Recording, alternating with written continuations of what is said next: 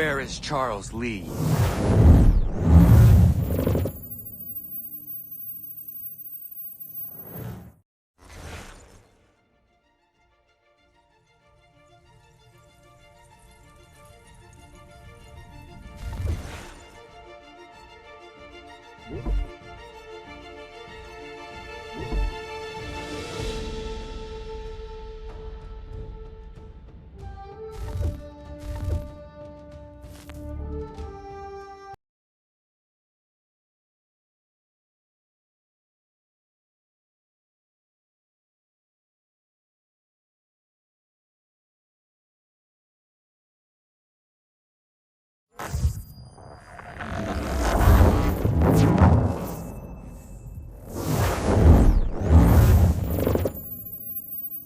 Okay, second try.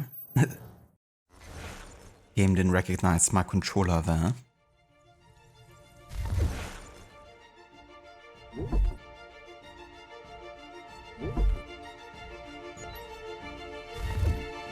Okay. Welcome back to another stream as part of the historical order run, where we play through a bunch of dozen of different games in historical order. And today we're jumping back to AC3, to the year 1773. And yeah, we're getting ever closer to the, you know, American War for independence from, you know, England and the Crown.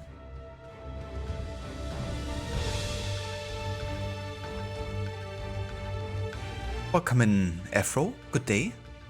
Hello, Dr. Darling. Welcome in as well. Run, go, get to the Aquila. Yeah, we're definitely gonna go back to the Aquila very soon. Wasn't the last mission that was actually kinda naval related with a pack leg.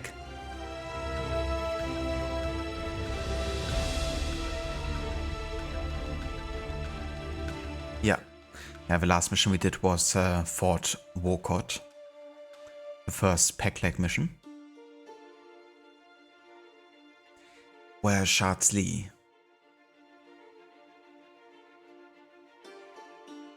I make my own luck. Making his own luck?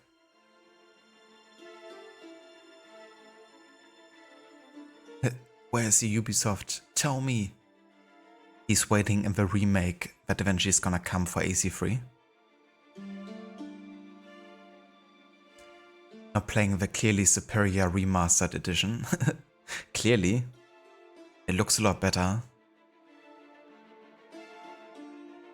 That's the thing with Ubisoft remasters, you know, they're always superior. Same with the Ezio collection. There's nothing the original does better, really. Added your Afro? Very nice. That's cool that you started playing AC3 as well. But yeah, we can definitely get into the ins and outs of the Homestead trading very soon again.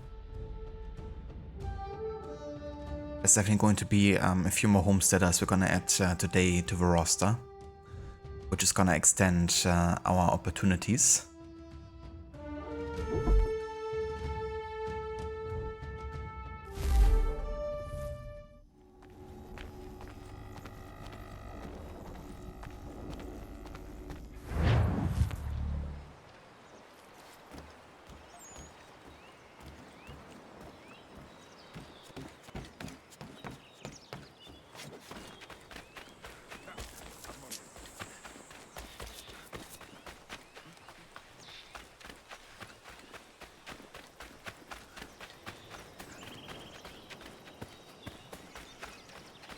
Also, be right back.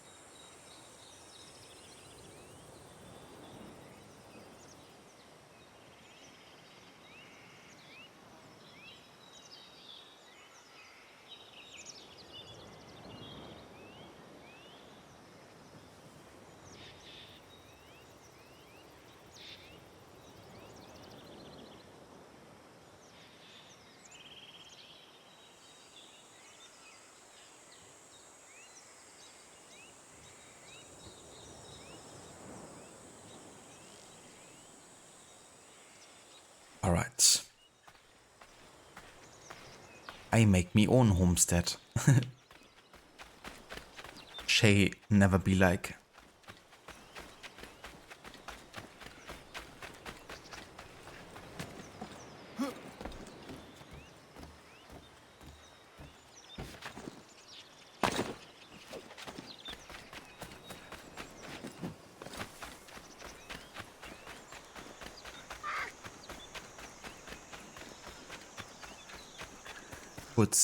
Who else is there to add at this stage since no New York yet? There's gonna be Norris, which you can find in Boston. He's the miner.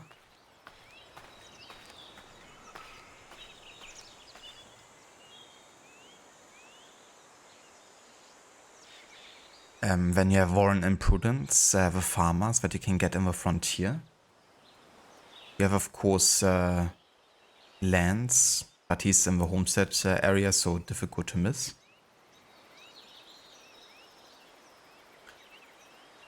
Miriam the Huntress you also come across naturally.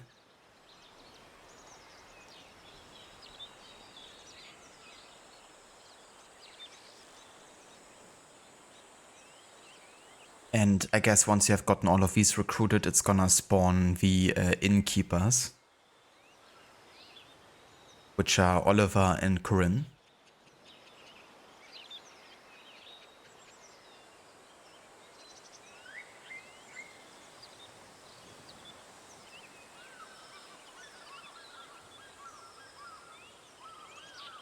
And yeah, I think that's all of them that you can get before New York, at least according to my timeline. It could be that it unlocks more Homestead missions, but I don't play them until later. But yeah, there's definitely quite a few that you can add before New York.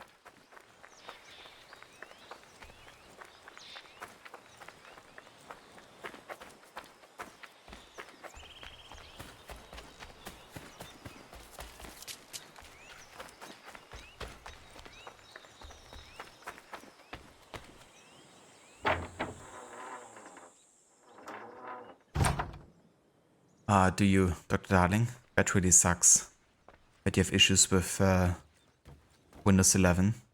I still haven't upgraded to Windows 11 because I think it's just gonna create more issues for my current running system. I probably would have to do like a full clean install.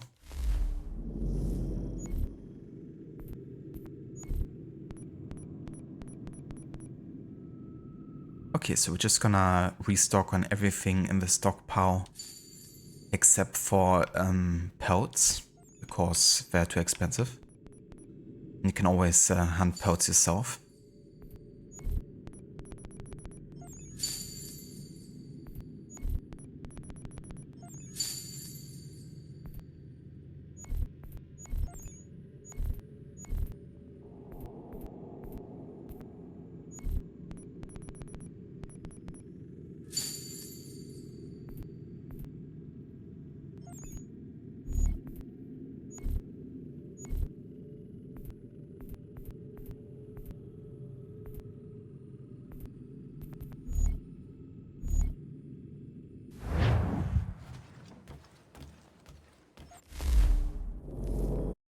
So let me just check something real quick here.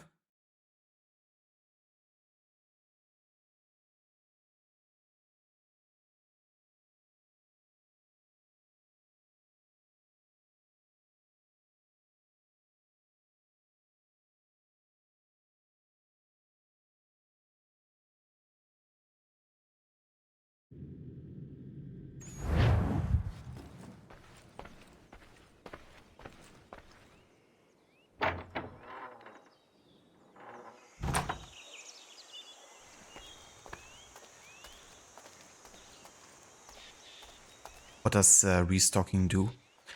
Just making sure that you have you know, a full stockpile of everything that you need to be able to craft, yeah, in the crafting menu. But it also allows your homesteaders to kind of like refill their own stockpile, I guess, from which you can buy stuff. So it means if you have to craft something specific, then you can kind of like use your own stockpile and make sure that your homesteaders are also restocked themselves, I guess. Ja, Mann.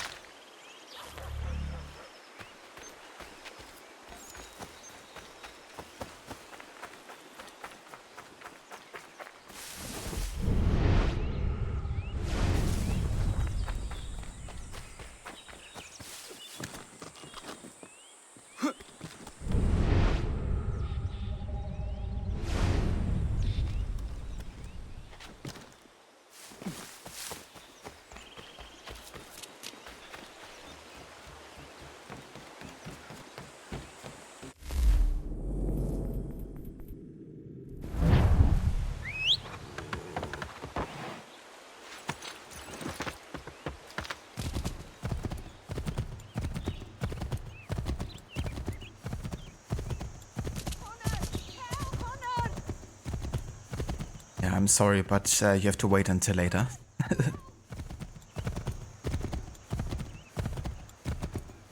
She's gonna be asking for help for like days on end.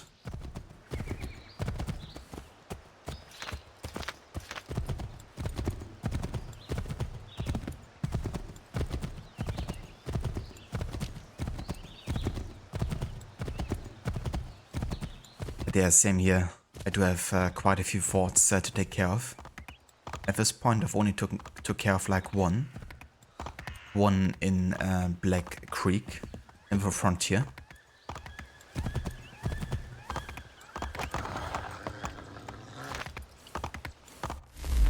Yeah, we've done a bit of homesteading last time, but today we're gonna start with the first main story mission of this sequence. And after that we're gonna go to Boston and get Norris to the homestead.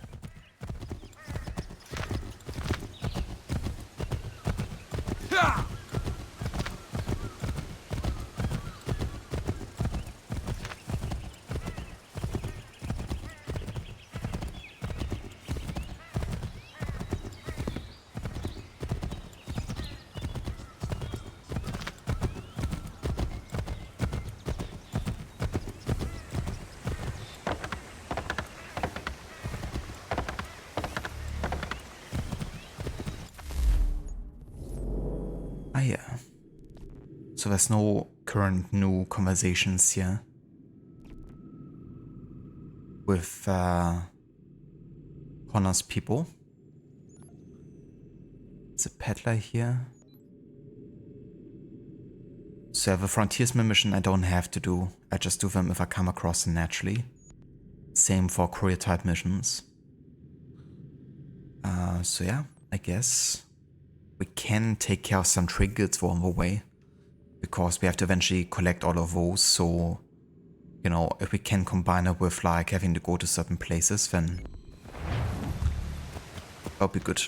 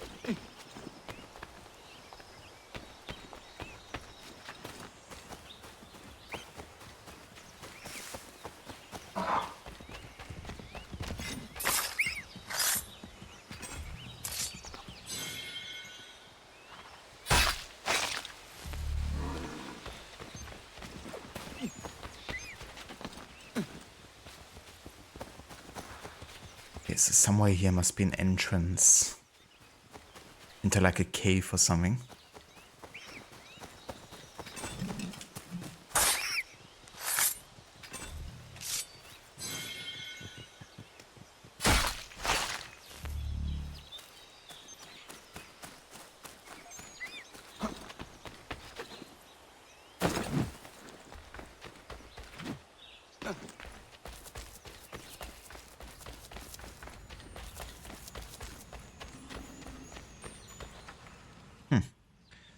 Right next to a gravesite.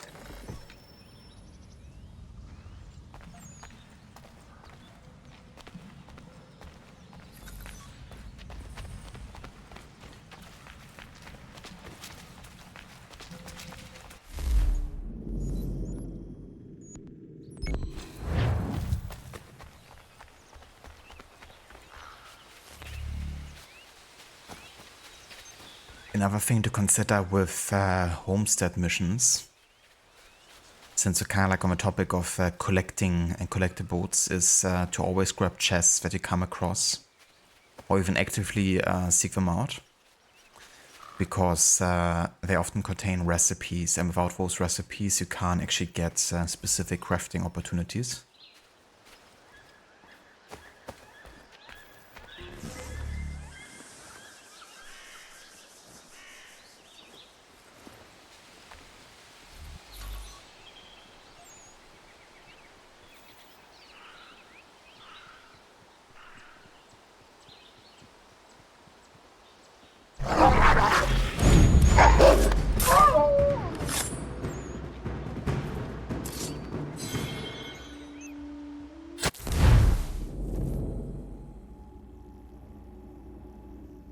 The Boy Who Cried Wolf. Boone. A pair of our more ambitious adventurers set out a few weeks back and have yet to return. Find out what befell our friends. Connor. I happened across an encampment belonging to the two adventurers. The scene was grisly. My thoughts were of highwaymen or war parties. But as I searched the area, the truth of their fates came clear. A fight broke out between them. Vicious, one of the men drawing a blade and stabbing the other. Then he set out for home, but he received justice of a kind before long, as he was attacked and killed by a wolf.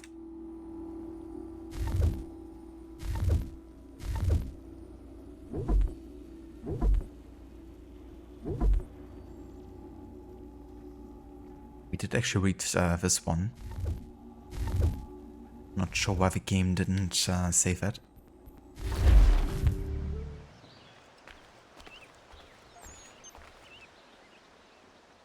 You have like 30 grand doing forts. Yeah, forts can definitely get you a good amount of money with a chest they're holding.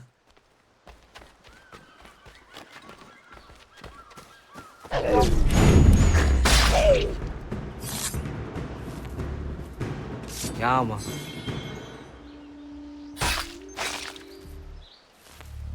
Nice. Our first bobcat.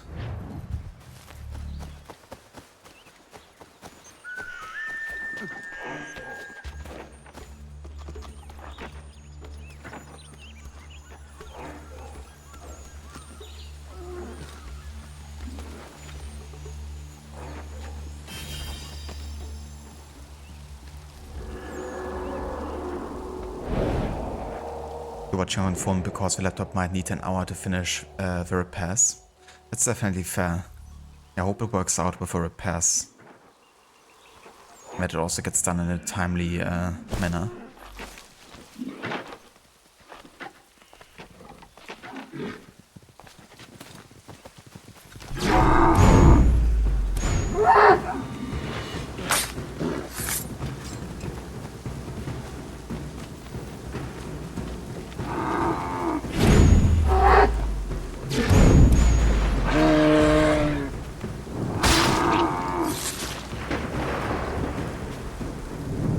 Ja, man.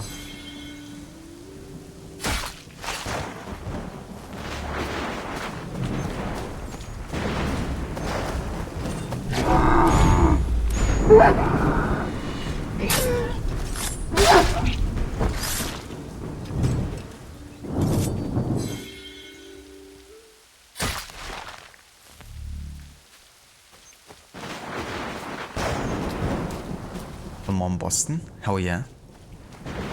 Have you done other ones in the Frontier already?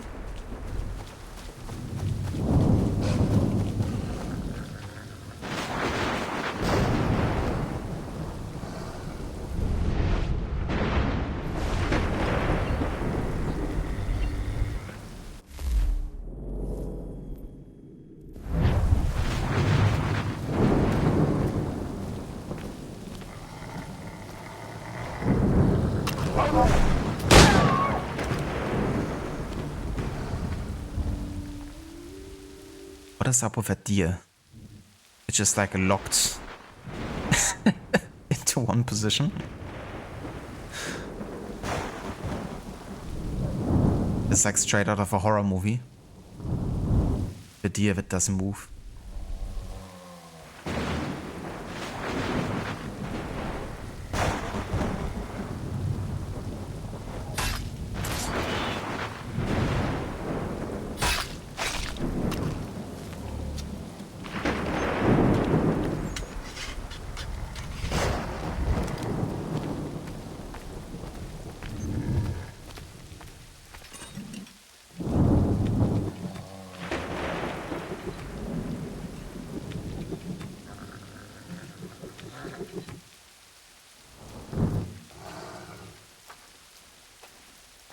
Well then.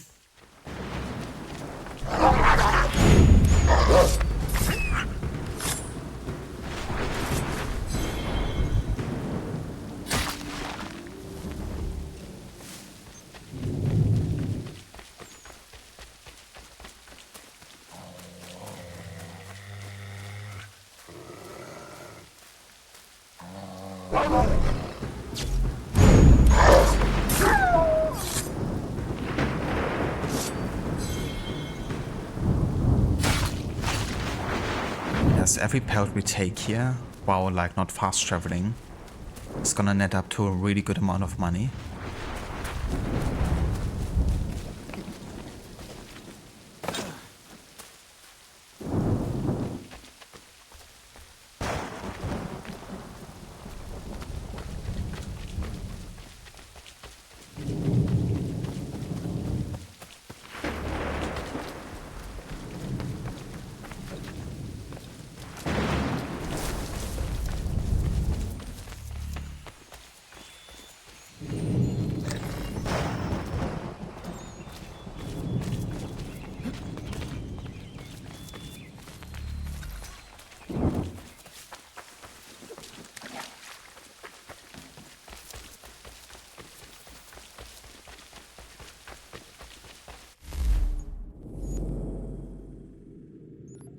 Hey, there's actually another trinket over here. Let's also grab this one.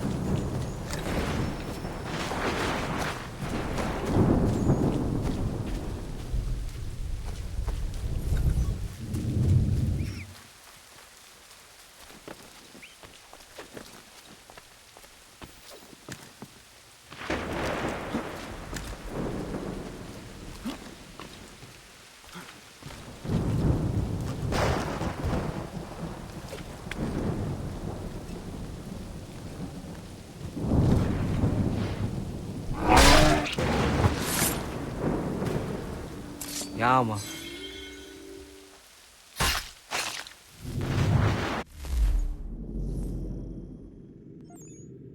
Alrighty.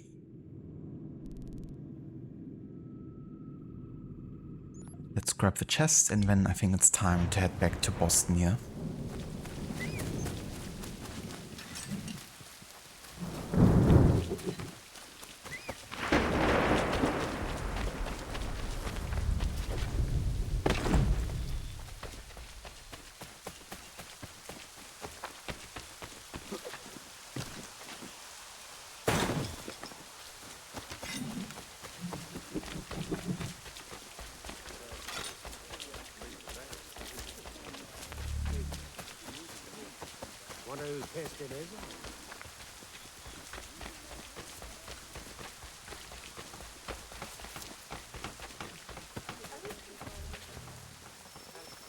Thank you.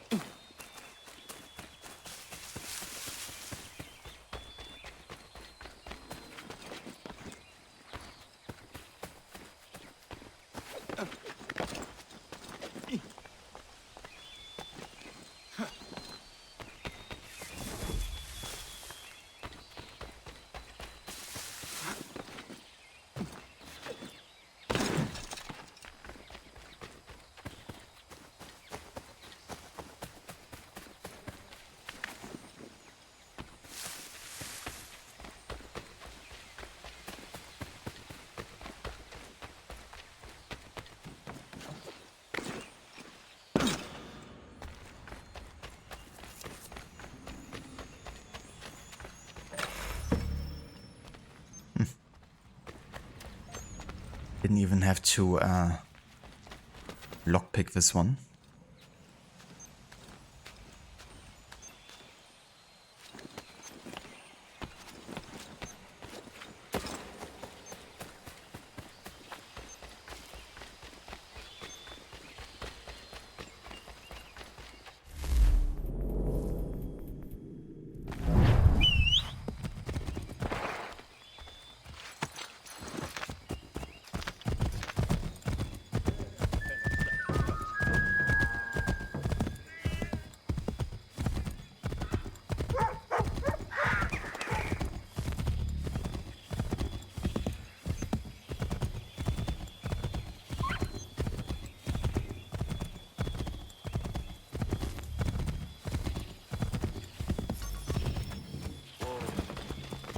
Thank you.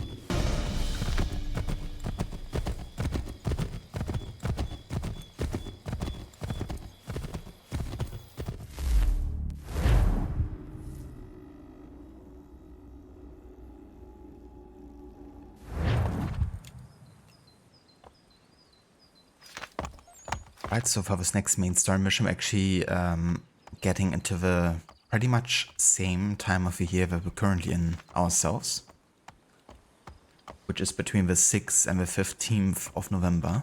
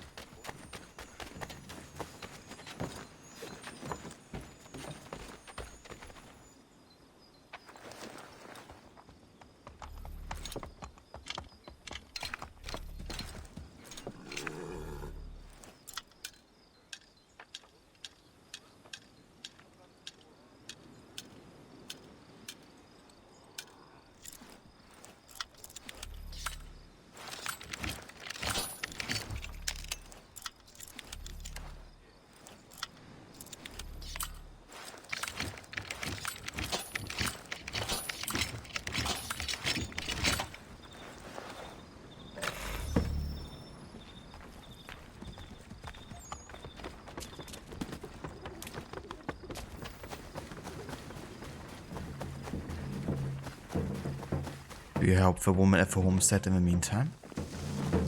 I mean, you can definitely do that, for sure. The earlier you do the homestead missions, the better usually.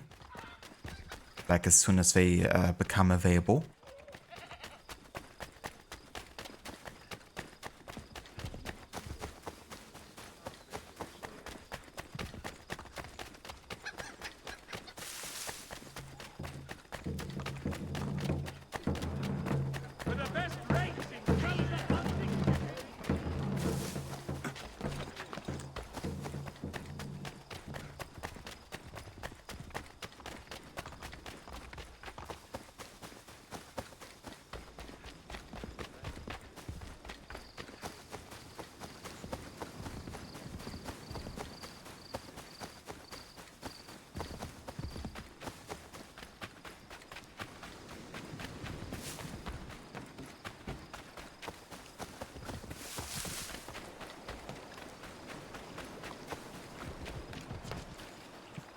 I like how my horse is following me around.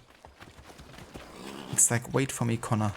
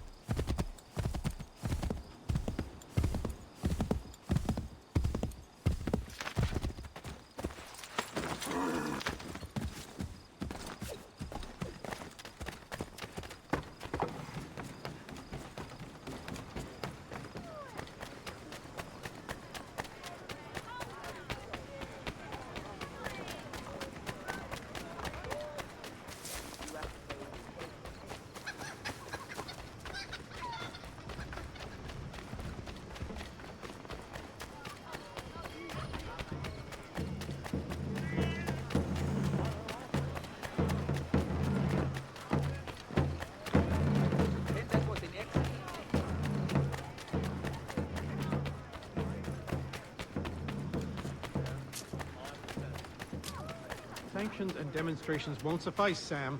We need to act, and I'm talking about more than a sternly worded letter. I sympathize with your frustrations, gentlemen. But surely you can understand my reluctance to kick the hornet's nest. The tourist thing, no matter what we do. Might as well make it count.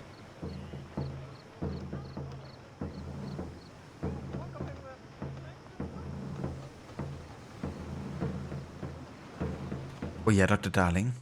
I don't blame you, they're both quite fun games to 100% in the series.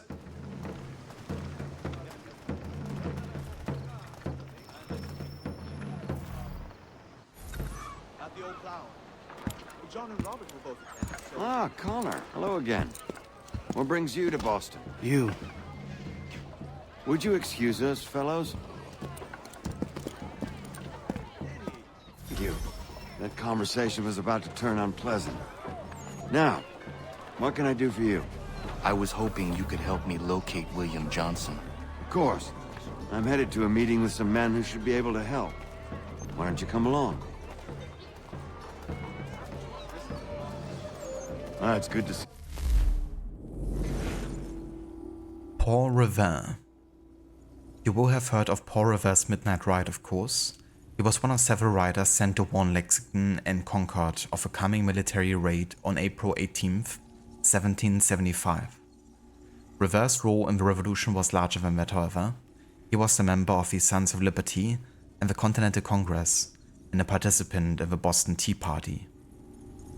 By trade, Revere was a silversmith and one of the most skilled craftsmen in the colonies. He also did copper plate engraving, most notably the image of Boston Massacre that depicts British soldiers firing into the unarmed crowd at point-blank range. A very effective piece of propaganda. You get very little copper plate propaganda these days. It's a dying art. Revere was also a shrewd businessman, and he went where the money was. When silver work wasn't paying the bills, he made dental tools, and when gunpowder was scarce during the Revolutionary War, he built a gunpowder mill. After the war ended, Revere expanded his business into bell forging, eventually making the bell that hangs in King's Chapel a Boston landmark.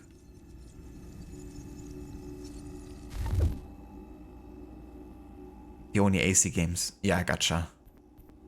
Yeah, I definitely reckon there were like more non-AC games that you also wouldn't mind 100%ing.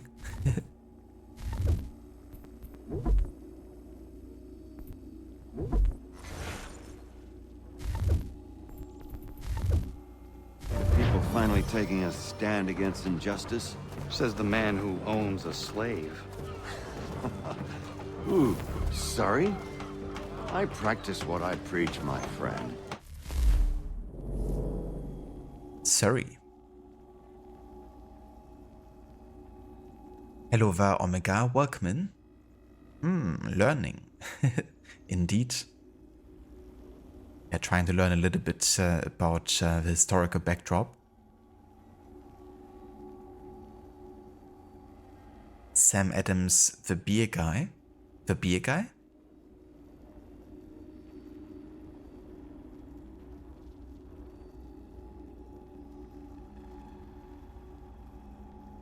Is he like the face of like a beer brand or something in America?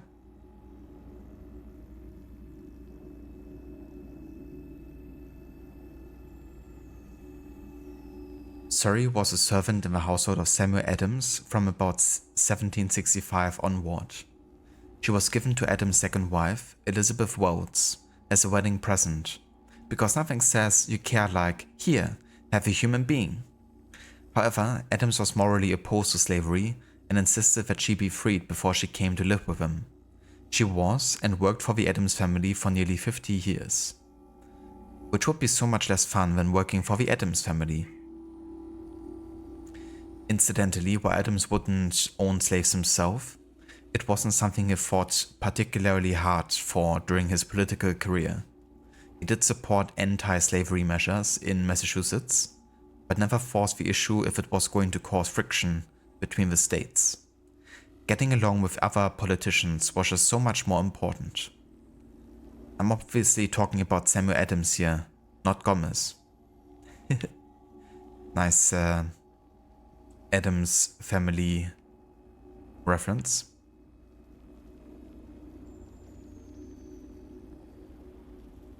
Ah, gotcha, Omega.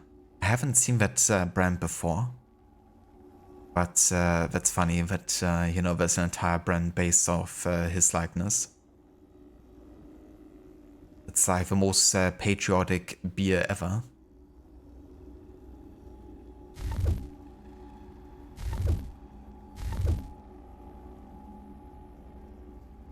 When you drink it, you can feel the rage against the British coming up. She's not a slave, but a freed woman, at least on paper. Men's minds are not so easily turned. It's a tragedy that for all our progress, still we cling to such barbarism. Then speak out against it.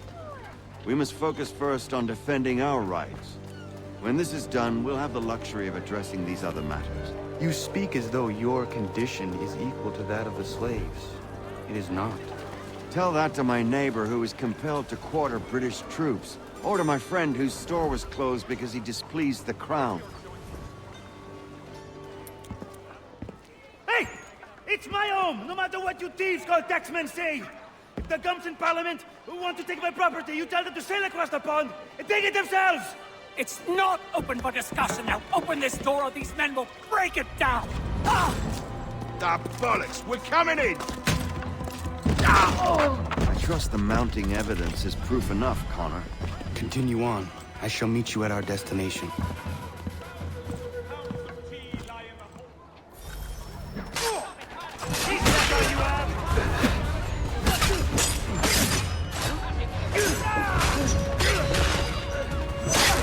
Could use some support!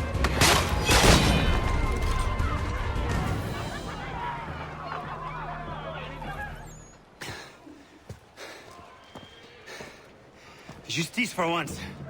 I dare the governor to send more. You all right? I'm fine.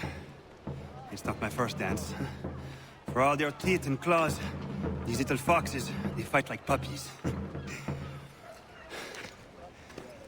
Thank you, my friend. I'd buy you an ale, but I'm expecting somewhere else.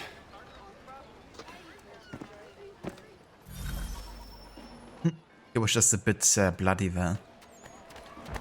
Support the community!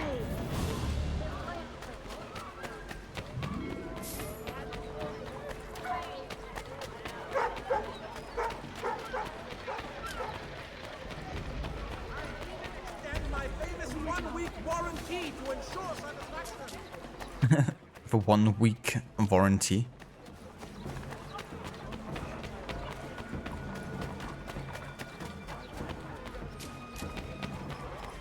Very gracious.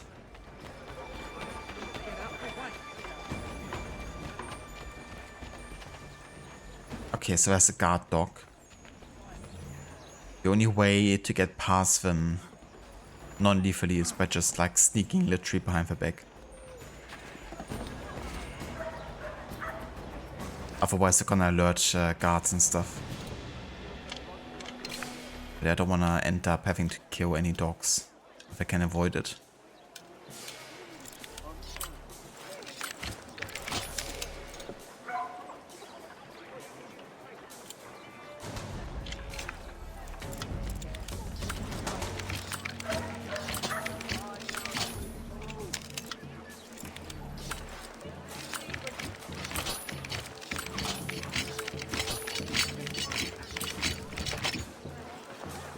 Jesus. I really forgot how difficult some of the chests are to actually lockpick. If you have to hold the sticks in like an awkward position, you know.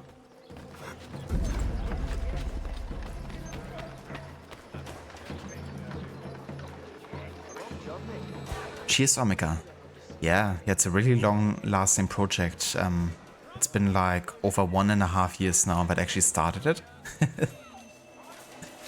And there's still quite a few more games to go. But it's been a really fun project to get through. Something I've been wanting to do for a long time.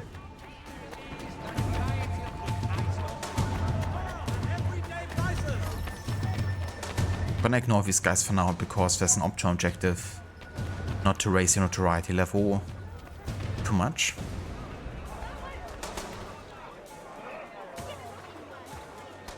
Review my list there, that's awesome. You think remember when I started playing the one with the monkeys?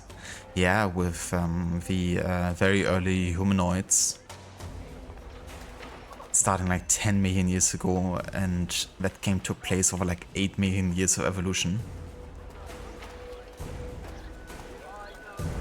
Which is like a crazy kind of like time distance to kind of like cover. But it's really cool. You know, kind of like also being able to include that game and, you know, going like to the very, very early beginnings, you know, before humans even really came to be.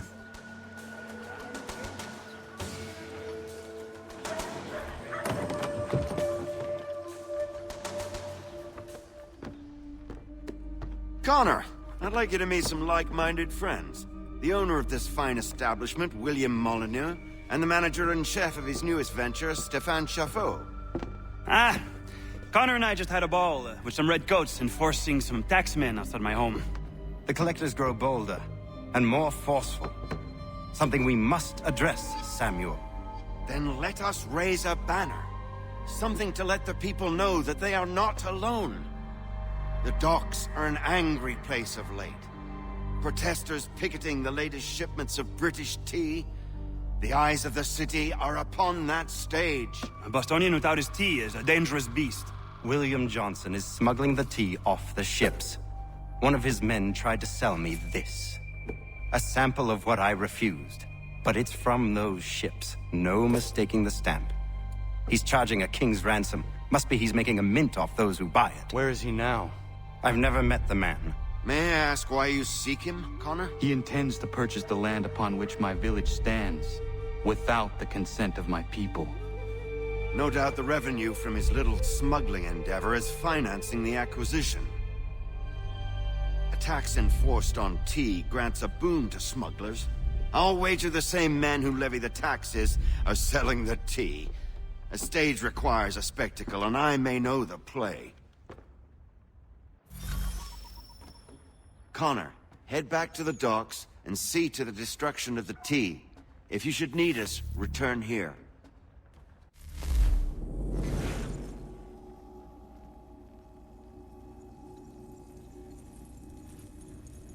How difficult was it to order in the AC titles? Am I including all the AC titles? Kind of. Not like literally every AC title, but yeah, most of them for sure. So getting the order right between the AC games in general is quite easy because there's like plenty of resources and they're usually set in a very, you know, certain time frame that doesn't override or like is tangible with like other AC titles too much. But it's definitely different though in the Colonial Saga here because it's like all over the place, right? You have like Black Flag coming first, then you have like a Rogue starting for like one sequence, then you're jumping back to AC3 to kind of like do the Haven part, and it's kind of like back and forth a little bit. But in general, I went ahead and looked up the specific dates for every single mission in like all the AC games we're doing, really. At least that had like, you know, actual historical dates as like basis. So the more modern we're getting, the more detailed, you know, information we're getting about when specific missions are taking place. And yeah, so I went ahead and ordered, you know, all the missions across, for example, the Colonial Saga, and ordered them in historical, yeah, chronology. I have a like detailed timeline as well, which I can share for AC3, Liberation, and Rogue, but also for Black Flag and the Ezio games and stuff. When you actually look into that timeline that I have, that you kind of like accessed just now, then you can see at the right that there's like a detailed timeline list. And if you click on that link, for example, for AC3, then you're gonna see the actual specific like order of like missions across these games.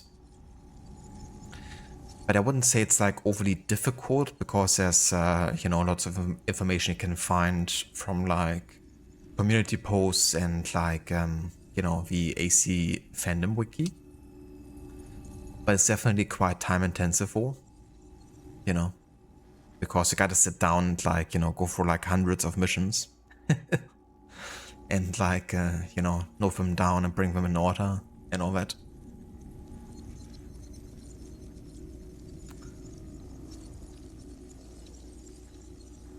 But yeah, it's definitely worth it though, because it really is like a nice way of you know, going from one game to another and collect them a bit more as well. And kind of like fill in the gaps and make it feel like, okay, there's extra time passing now between that moment and the next.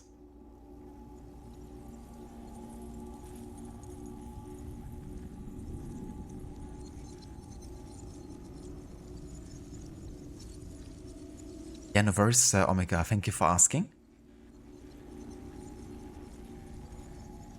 William Molyneux. Molyneux doesn't usually make the list of well-known revolutionaries, mostly because he didn't live to see the outbreak of the revolution. He died in 1774. He was, however, one of the major Whig agitators in the years before the war started, right up there with Samuel Adams and John Hancock. Molyneux was a British-born merchant and supporter of the Patriot cause. As far as revolutionaries go, that makes him a bit of an outlier. British-born colonists tended to be loyalists. He was Anglican as well, and those congregations were decidedly British-leaning. However, you couldn't doubt Molyneux's devotion to the cause. He was known for being something of a hothead. So much so that he threatened people with death when they violated boycotts on British goods. Seems a bit extreme. He'd have a bloody field day on forums. On the night of a Boston Tea Party, Molyneux disappeared from the crowd outside the Old South Meeting House, though almost every other well-known revolutionary leader was there. Still talking to the crowd, Molyneux was of course supervising the dumping of the tea. For this reason alone, I'm prepared to call him the most evil man in history.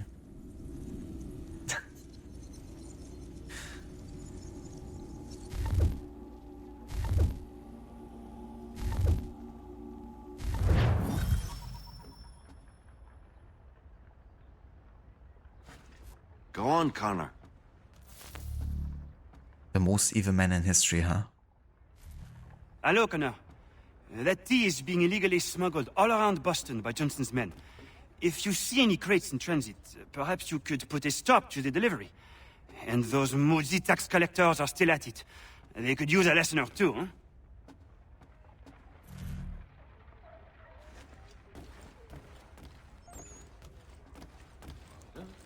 Go on.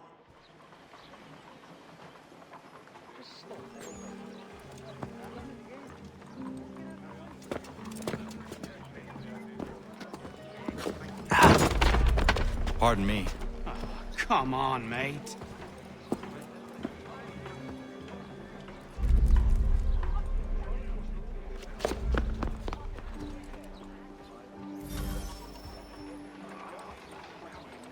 Okay, so gotta limit our firearm use here. And now we can also take care of smugglers here, because we have already passed the objective of staying below the notoriety level. The Tea Act, passed in 1773. It was an attempt by the British government to prop up the British East India Company by allowing it to ship the tea to the colonies directly from India, without having it to go through Britain first. This made the tea much less expensive, even cheaper than the tea the colonists were smuggling from the Dutch, to avoid paying British taxes.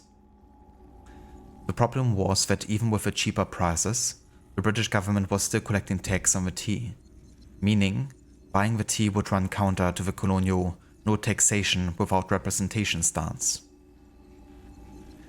The move was seen as, and probably was, Parliament's sneaky attempt to get the colonies to unconsciously agree to one tax, in the hope of implementing others. The colonists didn't fall for it, and attempts to force the unloading of East India tea in Boston caused the Boston Tea Party. Perhaps the worst tea party of all time. It wasn't even catered. You people are savages.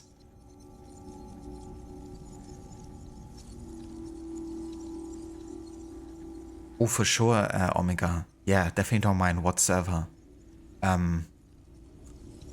So once I'm done with that list, I'm gonna uncheck everything, and then you can also just... I mean, you can probably just copy-paste it and add it to, like, you know, your own document. So you can, like, also edit it and, you know, use the checklist in case you want to play the game yourself. But yeah, definitely I created this also to be able to share with others. I do also post those documents to, like, Reddit, so other people can use it as, like, a resource in the future.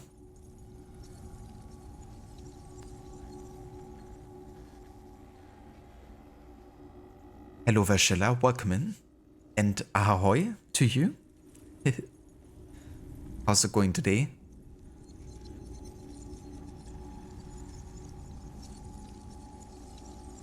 And yeah, I'm doing quite good, for sure, having a nice day over here. Playing a bit more AC3, gonna get to the Boston Tea Party today. Yeah, so that current document will update whenever I check off, you know, one of the missions that we have finished. But what you could do is, when you want to have, like, your own list of it, just copy-paste the entire document, or, like, create a copy of it, I guess. Like, duplicate it, and then you can use that one to kind of, like, you know, edit it. Because right now in that document, no one but myself can edit anything.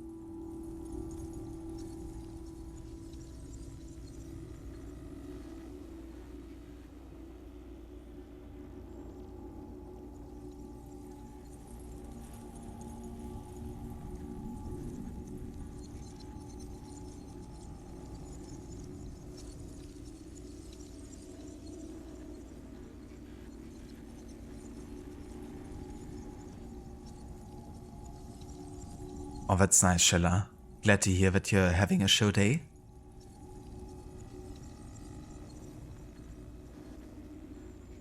Yeah, I still have to work in a couple of hours, but at least I have a bit of time now to kind of, like, chill in advance.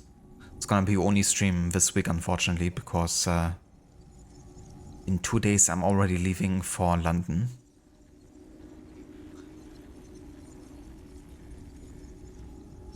But yeah, it would be good to kind of like do a bit of progress today ahead of next week.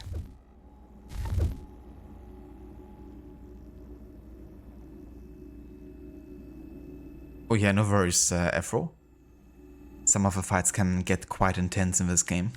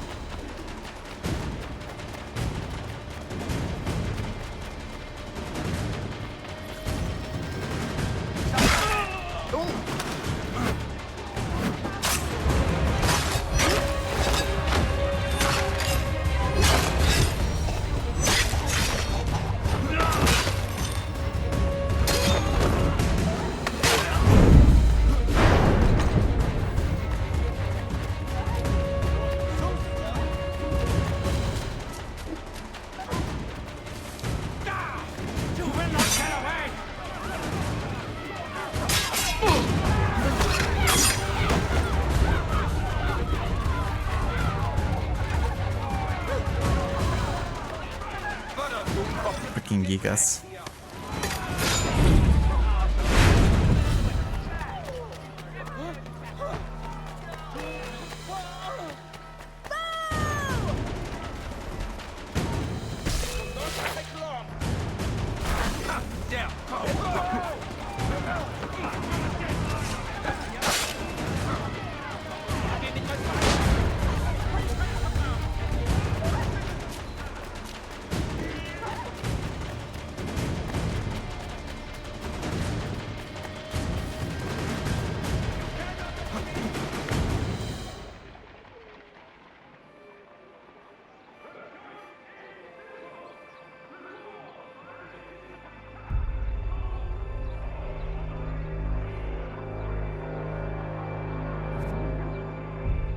I mean, V-Fight wird auch vermischen.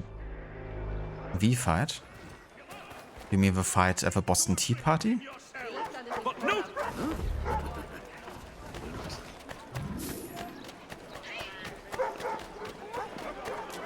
Because there's quite a few fighting-based missions.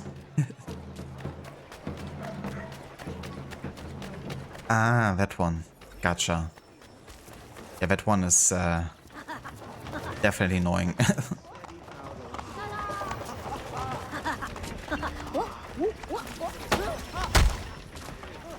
God save me!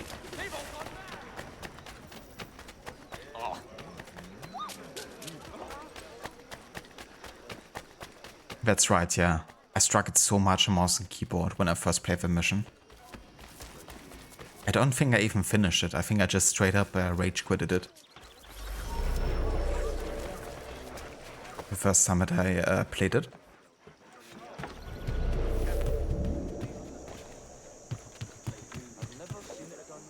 Bloody hell, man. Not a party to it. Leave me be.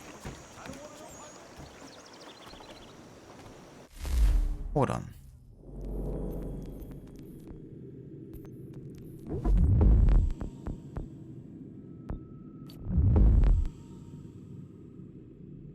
Right.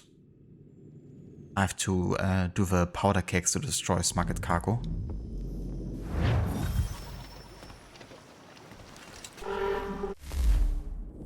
Gotta reload last checkpoint here.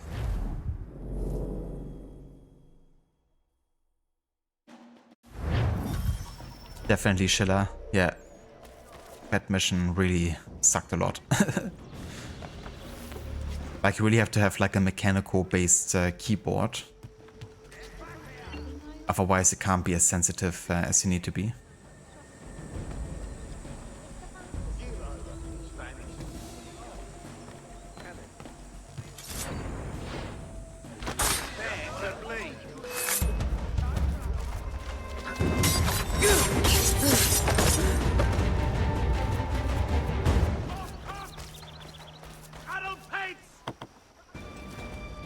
me to it.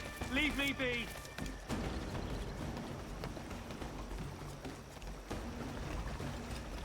This dude just never wants to go away here. This is for your own good. We've got problems! Over here, lad!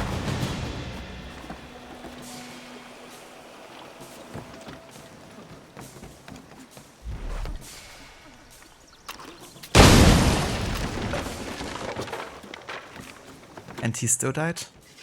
I think he fell into water. Well, I tried to save you, but you couldn't be helped.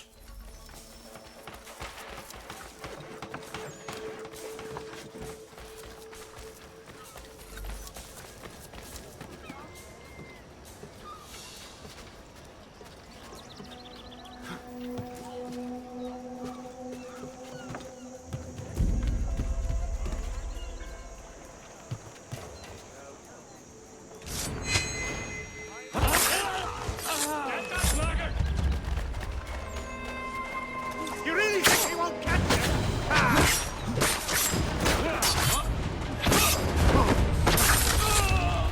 What the fuck? This guy's respawned.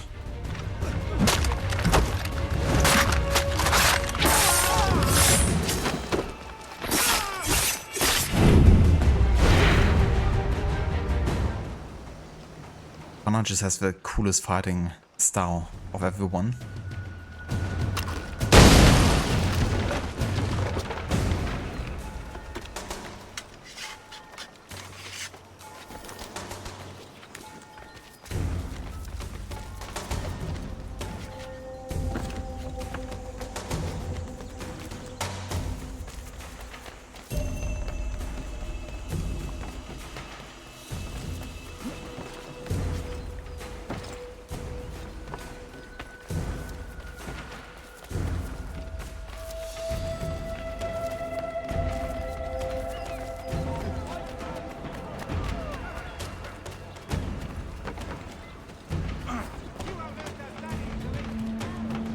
Get back here, you deaf turd! You come back here! I'll piss on it. Let's get back.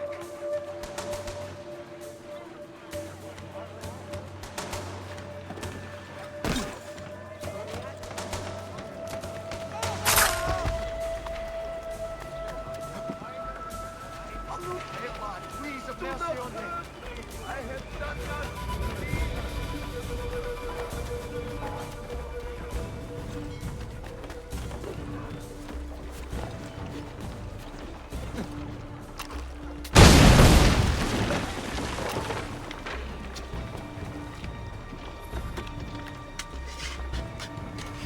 They have quite the radius.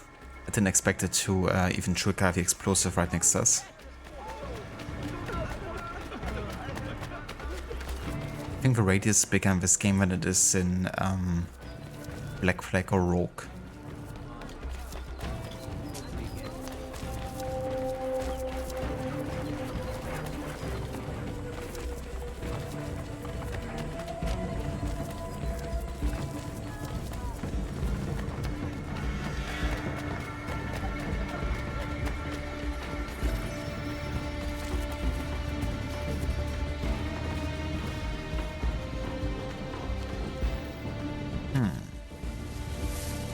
So where's the smuggler? No idea.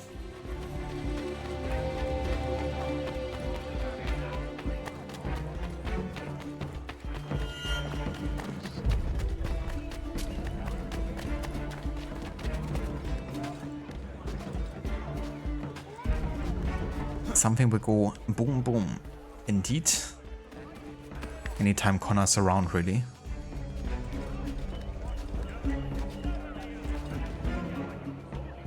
That's cool. The clock actually goes in the time that the game time is actually passing.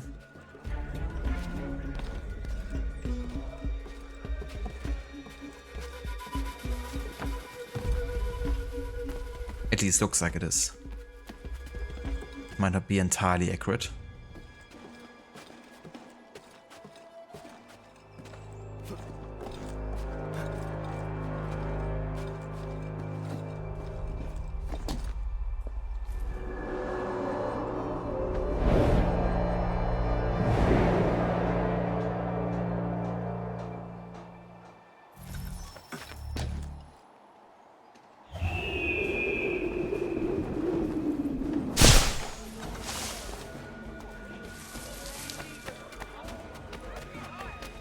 when you give a blacksmith for the homestead. I'm not sure when exactly, but I think it's pretty late in comparison to other homesteaders. Make for home. Deadline to unload the tea wood.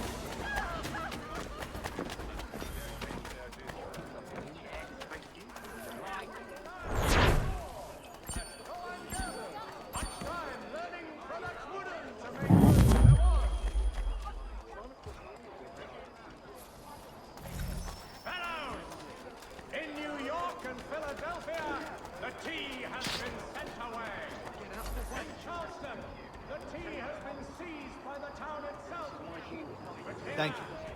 Stand firm. So much the worse for them. Weekly advertiser. They took half our pigs because we could not pay them. They went I've done really enough.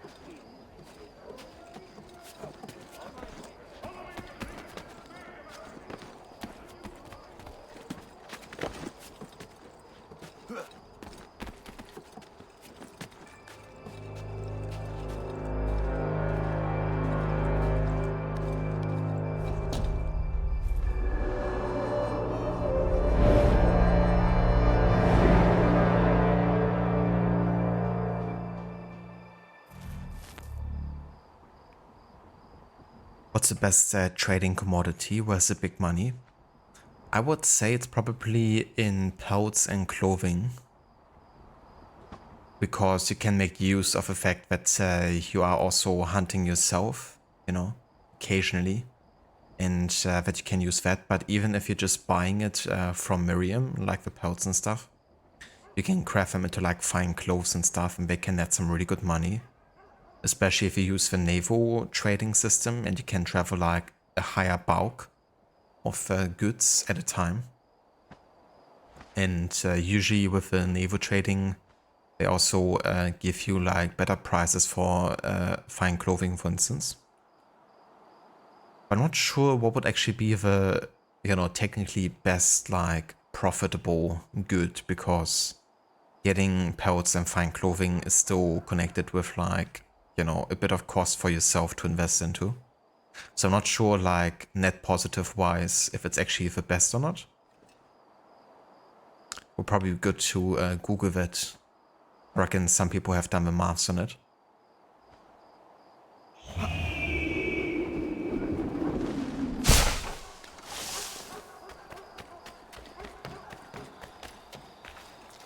Okay, next we have to find the next homestead mission here. This one.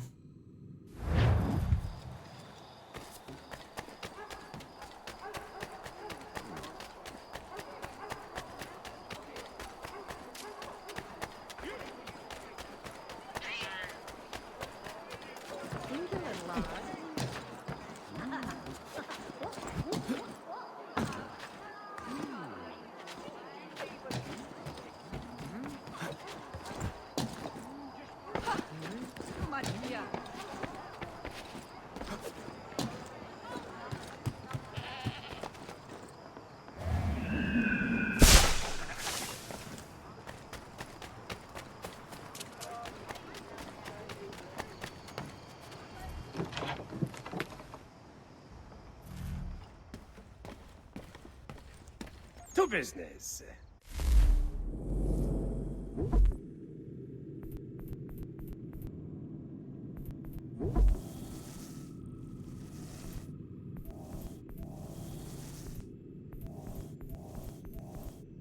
I'm not sure if I'm even buying the chest maps here, at least for the cities, because we kind of come across them by not fast traveling quite naturally, I would say. Not all of them, but I think at this point I would wait and maybe get them later if I'm, you know, missing some. The one for the frontier could be worth it though, because I like more spread out, so we're kind of like planning our route more on the frontier, and I think there the chest map would actually be quite good at the moment.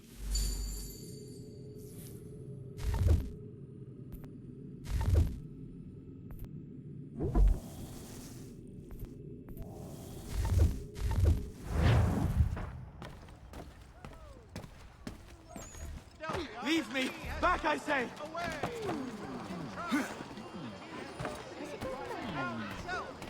But here the consignees stand firm.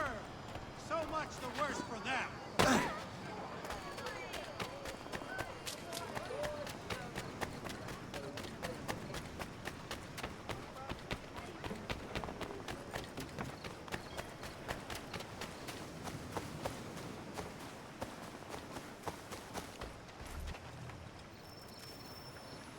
Thank you.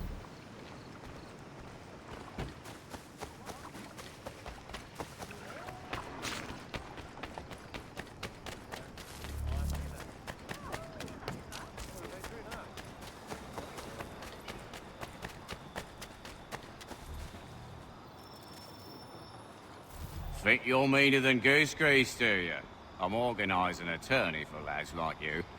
But it's not open to just anyone. Got to prove yourself first. Here's a list of names. Beat each of these brutes and you'll get your spot. Then we'll see how tough you really are.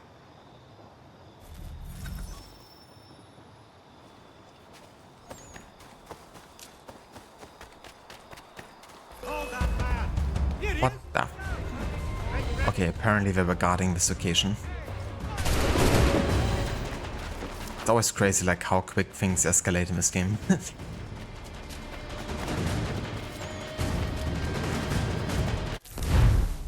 Oh, we found Paul Revere's house. Paul Revere lived in this house with his family from 1770 until about 1800, with some notable exceptions, such as when he had to lie low because he'd warned the countryside of a British march on Lexington and Concord. What with a shortage of firewood in 1776 and the Loyalists' insistence on getting back to anyone who'd defied them in the past, you'd think this wooden house might have been torn down too, but it wasn't. This might be because Revere left his eldest son, also named Paul, in town to watch over the estate. In any event, the building is still around today. One of Revere's descendants bought it in 1905 and turned it into a museum. It's now the oldest building in Boston. In fact, it was already 90 years old when Revere bought it. Colonial architecture is apparently superior to that of your average McMansion. We also came across the old South Meeting House. This building hosted some of the key events in the American Revolution, mostly by accident. It just happened to be one of the largest buildings in Boston. So when meetings at Faneuil Hall overflowed, everyone moved to the Old South Meeting House to continue. This meant the biggest, angriest, most rebellious crowds ended up here. After the Boston Massacre, the people met here to demand that the governor remove British troops from the city, which he did. Thousands showed up here for meetings leading up to the Boston Tea Party. On the night of the Tea Party itself, this was where Samuel Adams delivered the line, "This meeting can do nothing more to save the country," giving the go-ahead to seize the boats and dump the tea. Is anything a bigger slap in the face to a Brit than dumping tea? No. Well, apart from just slapping us in the face. But that's a secret I wish I hadn't told you. Of course, during the British siege in 1776, this church met the same fate as other rebel hotspots.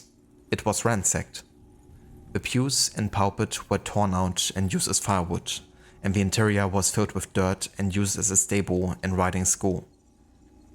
There was even a bar on the second level. I guess the troops thought they would really stick it to the Puritans. The only thing worse would have been a karaoke night. Puritans hate karaoke. I bet they do.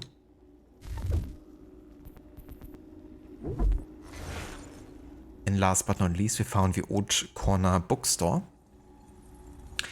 It's an apothecary shop at the moment, but in a few decades this building will be home to Ticknor and Fields, the leading American publisher of a day. That might sound a bit dour, but this building will be the center of American literature and thinking. Authors like Henry Wadsworth Longfellow, Nathaniel Hawthorne, Harriet Beecher Stowe, even Charles Dickens will all meet here. Of course, given the state of American education, it's possible you don't know who any of those people are. I could have said Minty Clitheroe and Pippi Boom Boom and you'd still have looked impressed. That is right, Sean. I never heard of Charles Dickens.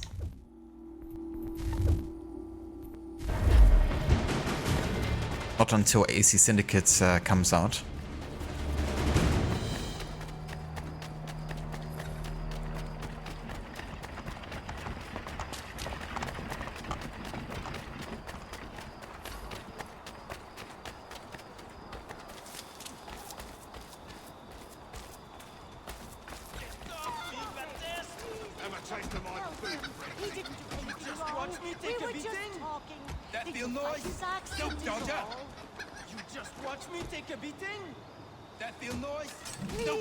Shove off. I'll enjoy it.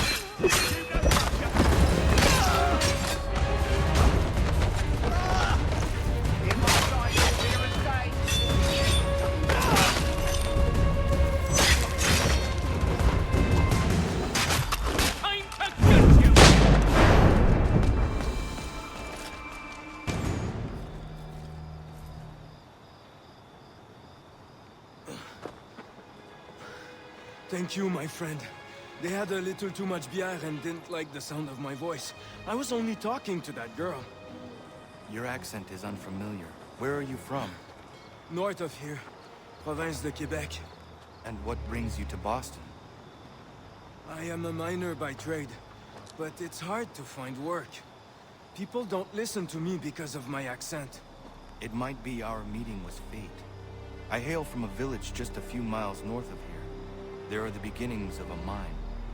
I do not know what is in there, but you might find what you are looking for within. I'll come have a look. If there is something good, maybe we'll talk, eh?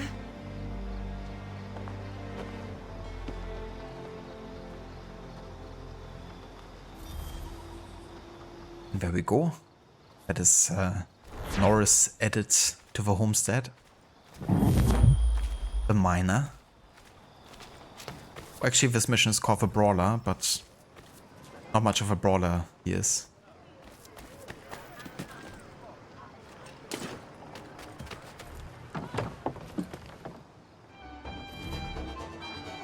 Hello, Vermomic. Wait, what? I hadn't heard of Charles Dickens, did I hear that correctly? He was being a bit ironic, but I haven't heard of him until we get to play Syndicate, because that's still, you know, far in the future. Well, not that far, but a little bit in the future. And we haven't gotten to Charles Dickens even being alive yet, according to the timeline. It's like, ironically, from like the historical perspective, saying that I haven't heard of him yet.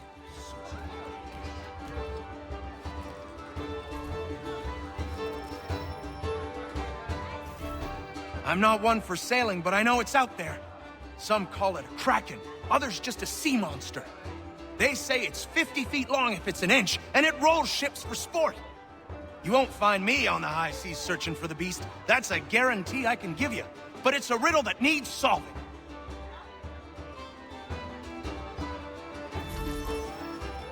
Yeah, don't you worry. I'm gonna solve it.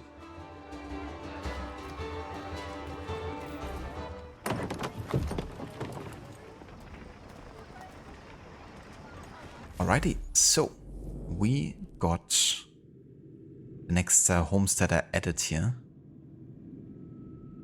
So it's time to do the next main story mission. Gotta get our first recruit to the Brotherhood.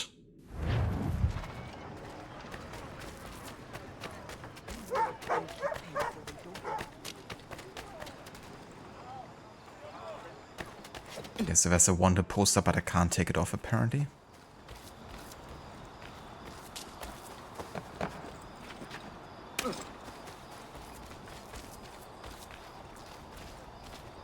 I'd actually take the tunnels here. Why not?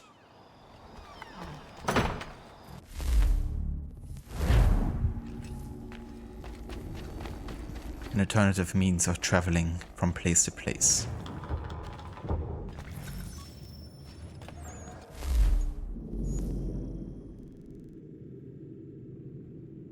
So unfortunately, it's not really saying where the next main story mission is, but I'm just gonna mark like the south because we have to go to the south.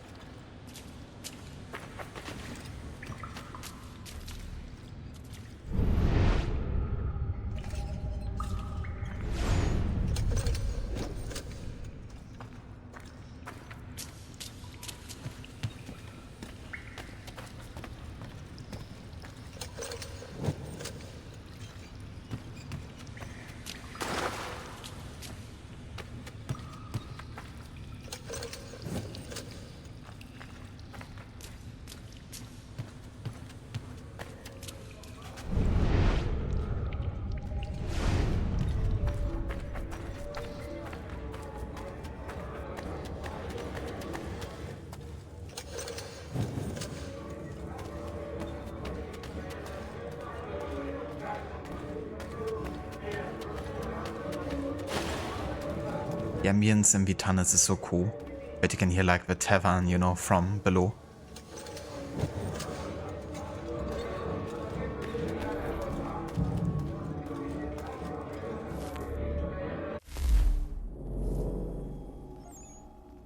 Concerning God and religion.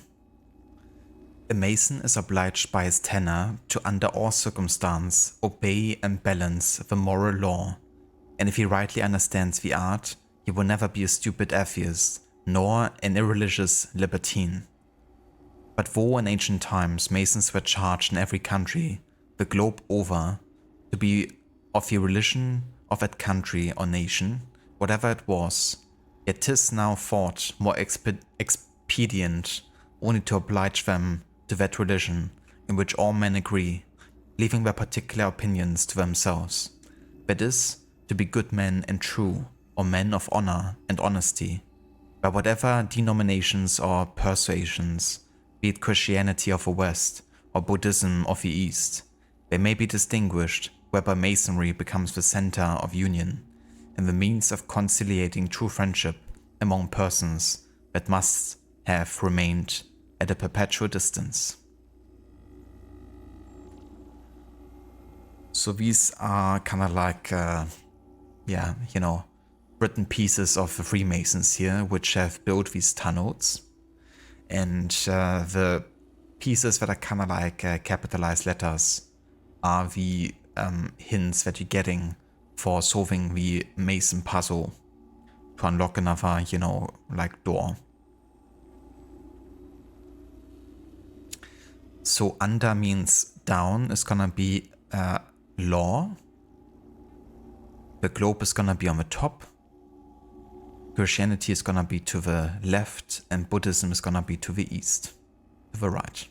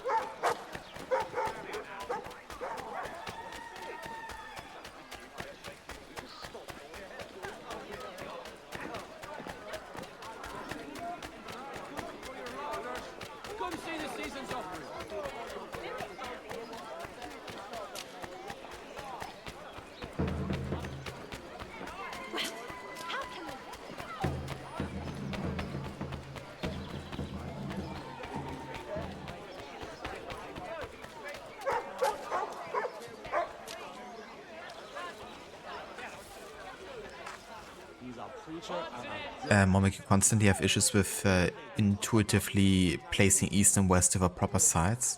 You blame the fact that Finnic people had the south up and you're intuitively picking that up. That's definitely fair too. Yeah, I don't blame you, you know.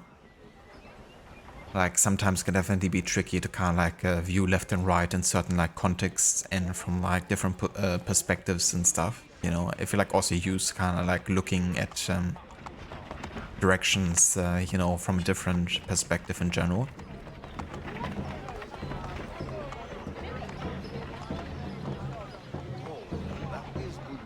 Windows repaired? Hell yeah, Dr. Darling, that's great to hear. Hope everything is running smoothly now.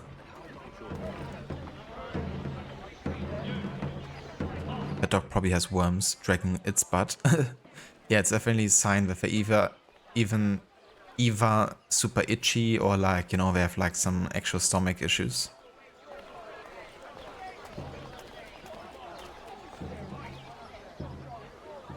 Also Burbeck.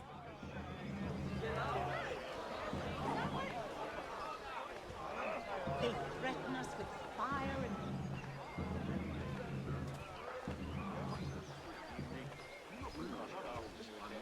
Get out of the way.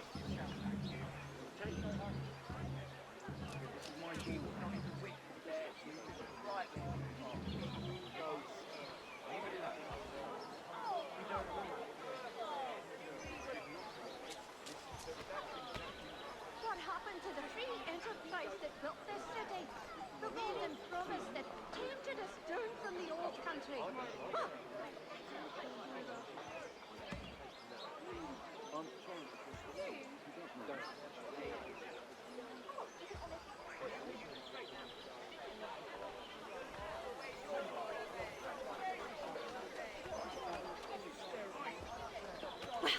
How can the Watchmen tolerate their presence, lest they be a party to their activities? There is dishearteningly little evidence to the contrary.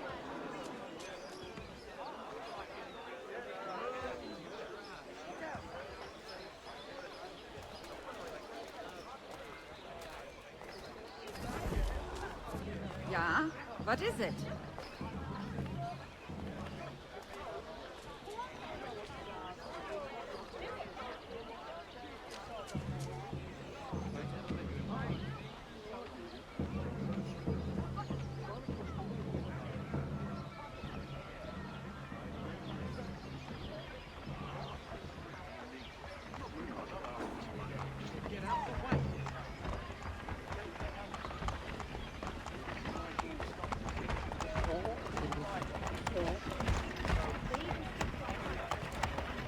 You, stop! Stop there, you!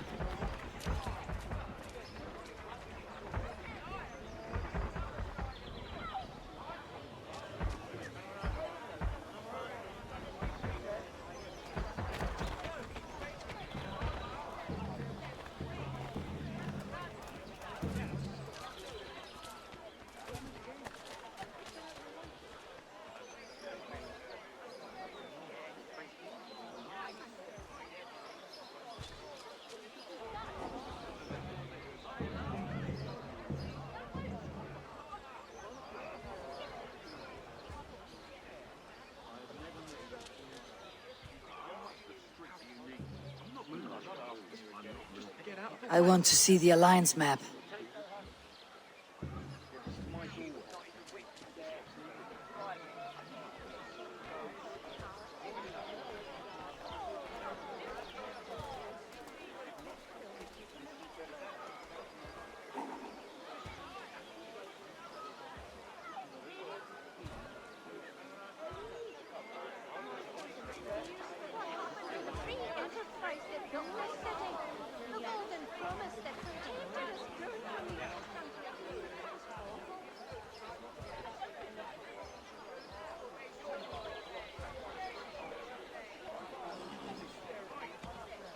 Alrighty, I'm back. Hello Vaave, welcome in dude, and good day.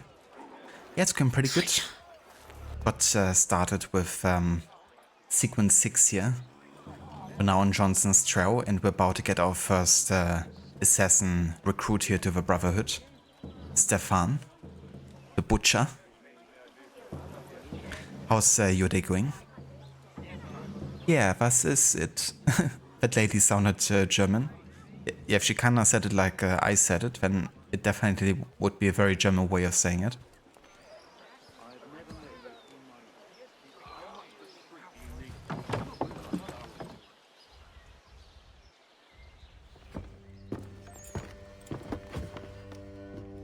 Stefan, what is wrong? Where is Sam Adams? Who cares? I've been robbed! Vont me le payer, ces scélérats de merde! Where are you going? To get back what's rightfully mine.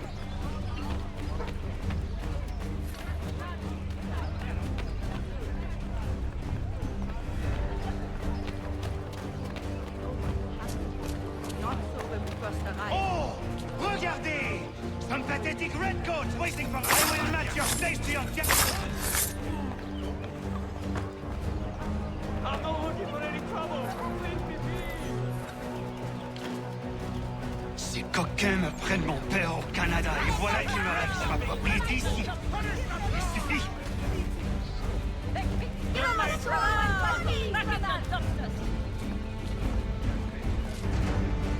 Per T sequence, exactly.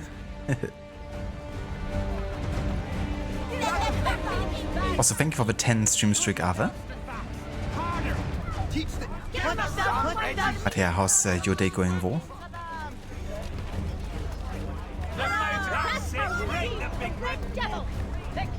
We are not English! We are not the king's men! We are free! Oh, sorry, I just realized I was muted. What was the last thing that you saw me, that you heard me say?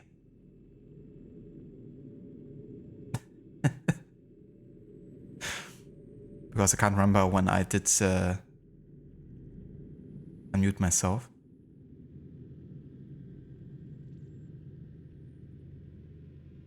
I wasn't. So you did hear me thank Ava for the 10 stream streak then? Because then I must have accidentally come on the button or something for muting myself. Okay, never mind then. Thanks, Afro. Because I was just talking and then I realized, oh, I'm muted and it didn't come through. Like after I thanked Ava.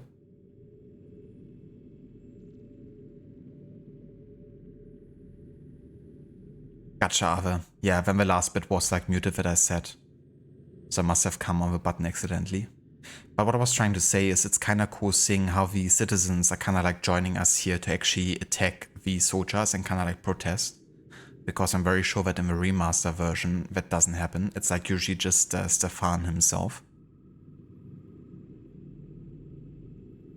Citizen? Citizen? But I thank you for letting me know who.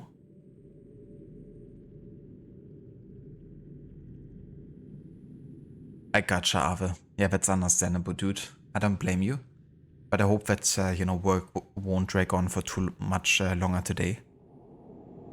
That you can enjoy playing more of this patch. That game looks really, really cool, I will have to say. I really enjoy the animation style and the writing. But the king sends these redcoats This is our city! Let's show them who owns it! It's time to fight! Stefan, please! Stop and listen to me! I've listened for long enough. They come into my home and take my things? I will get my revenge.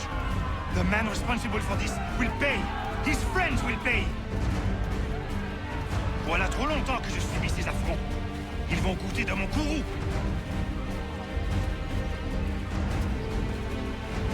You looking for a fight, Englishman? I'll give you what you want.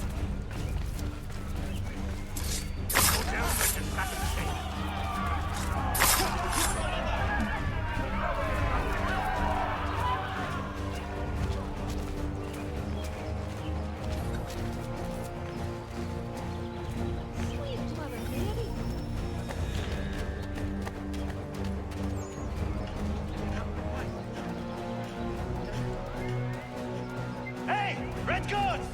Your king! Oh, fucking hell. Seriously?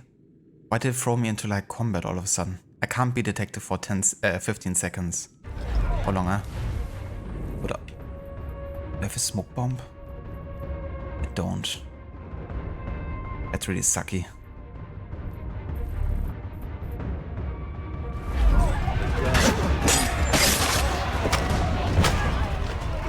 I have to reload checkpoint here. For some reason it didn't work like the other encounters. They will lead me to Lee. Come on, then!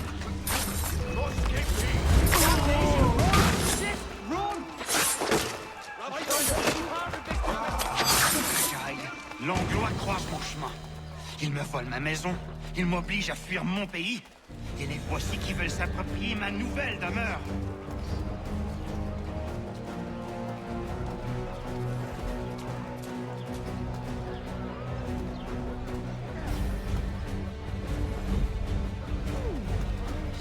Oh yeah, Ave? That does sound very nuts. That reminds me a little bit... Oh. Ah, okay, so the timer sets back at least. But this is not it. It reminds me of the movie Everything Everywhere All at Once, if you have seen that one. There was an infamous dildo fight in that movie that you also can't forget. Does remind me of what you're describing. I mean, not quite literally, but close enough.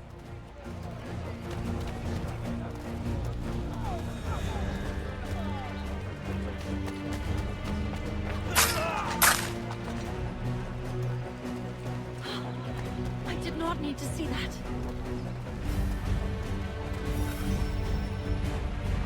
Destroyed? You stupid mongrel! I suppose you want me to tell Johnson his tea just spontaneously combusted? Nonsense. Someone's responsible for this, and you will find out who.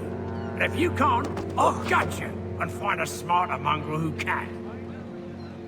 What do we do? Create a window. Alright, there we go. Mechanic we know about already from, you know, games like Brotherhood and stuff, but in this game it's more advanced, I guess, in a way that every assassin that you have has their own unique ability. Now Stefan just has the classic assassinate one, but the others will have like distractions and, you know, the ability to escort you or like accompany you as like, you know, additional guards and stuff. Makes for some really cool, unique like abilities that you can make use of.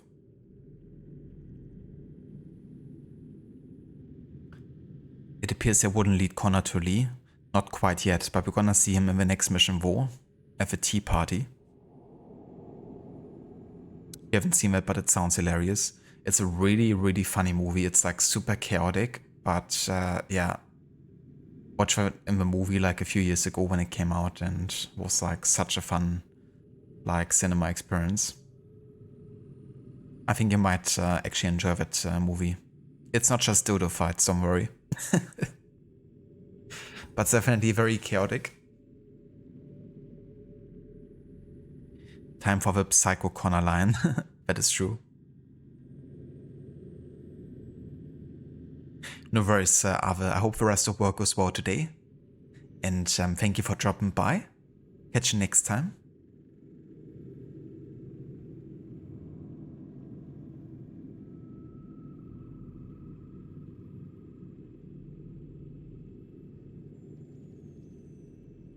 More realistic, more clumsy. Yeah, I mean, they're definitely not the best in terms of pathfinding, that's for sure. Like sometimes you want to use the abilities, but they end up, you know, getting like stuck or falling into water or something.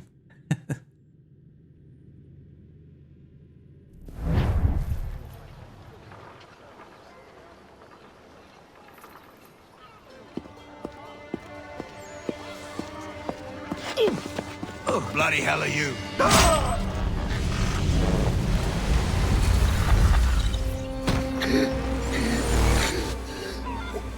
Why? You have no right to rob people blind. By decree of the British Parliament or not. British Parliament? I worked for William Johnson. Johnson? End his suffering cleanly. Please.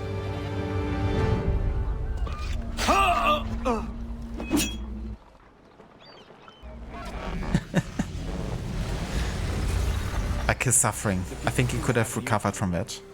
What are the things you lost? The people listen to me only because I spoke the truth loud enough, which is worth 1,000 times the content of my footlocker. And the English, they can keep my teams. You did well tonight. I said I'd buy you an ale when you first helped me. In place of drink, I offer you my allegiance. For what it's worth. Your aid is welcome, and I am grateful. Now, I need to find Sam Adams.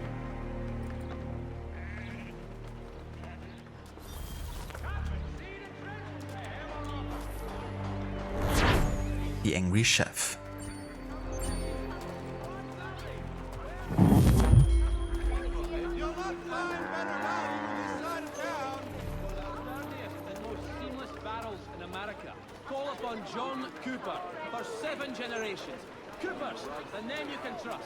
Ah yeah, so he also has the unique ability to riot and get, you know, citizens to rise up against, you know, the soldiers, which is pretty cool. Okay, we also got a new update here for William Johnson.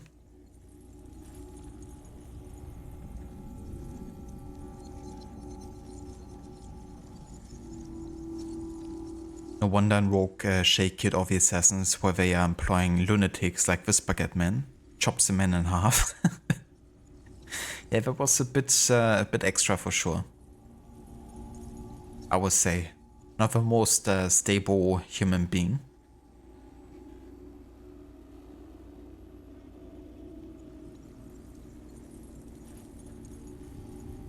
But yeah, I mean, you know, you have to look for people who are willing to kill at any point.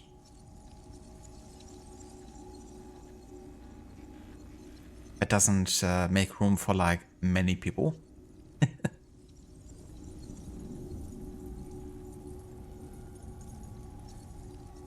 In addition to treaty negotiations, Johnson was in charge of recruiting and leading Iroquois fighters during the French and Indian War. He only fought in one battle, but he was rewarded handsomely for his service. 5,000 pounds and a baronetcy. That was a little above average for most people involved in that battle.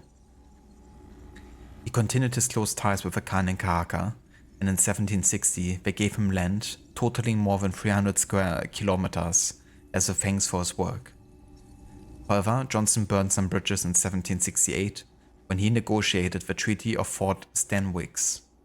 He took much more land than the British had asked for, a windfall for him, since he could then speculate on it, but rather a tough sell to the indigenous nations who lived on the land. The treaty caused a war in Virginia, known as the Dunmore's War. In an effort to stop more bloodshed and possibly to cover his own ass, Johnson called for more negotiations, this time at Johnson Hall, in 1774.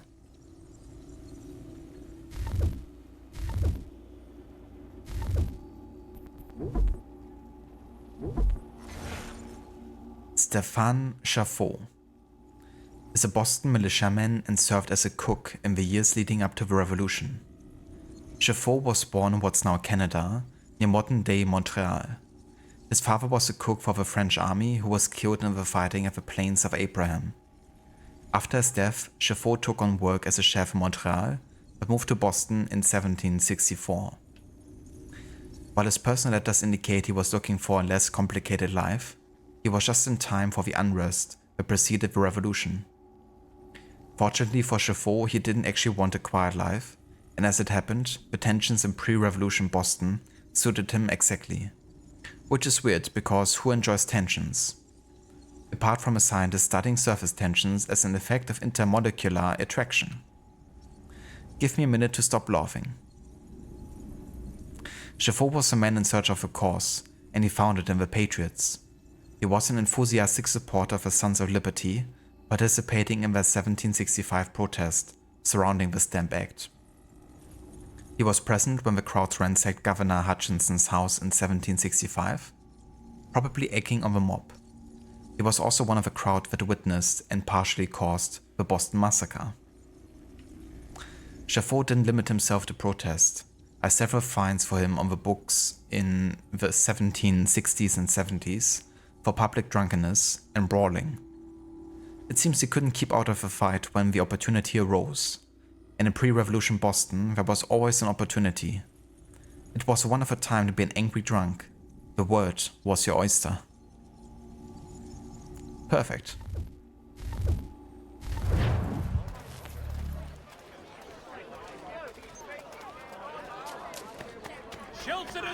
Alright, so let's head to the Boston Tea Party. It's gonna be about 2 weeks passing between Stefan joining the Brotherhood and the Tea Party happening. It has of course a very specific date because it's like such a, you know, important event in American history. And that's the 16th of December 73.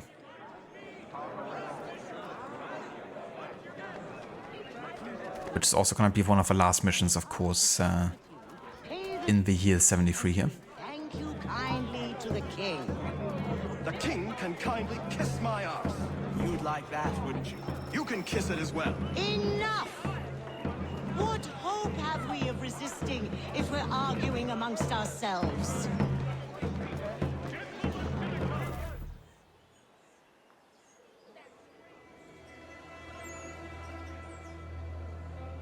What happens now? We wait for the signal.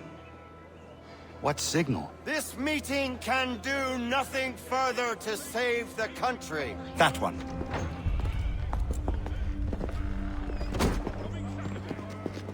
Evening, gentlemen. Shall we be off? No. What's the matter? I have spent today drawn from one bit of madness to another with nothing to show for it. Before I go any further, I would like to know exactly what it is you intend. Of course. First, we make our way to Nathaniel Bradley's house to fetch the rest of our little group. Then it's on to Griffin's Wharf, where we board the ships and dump the tea. Simple as that. Simple seems a bit charitable. Cheer up, Connor. For tonight, we are all victors. The Sons of Liberty get to send a message to England, and you rob William Johnson of his financing. Your village will be saved. I've an idea. Why don't you lead the way? That should keep us out of any further trouble. Am I right? Savage. Damn it, more guards. We need to turn the crowd's anger to our advantage. Say the word, Connor, and I will make it so.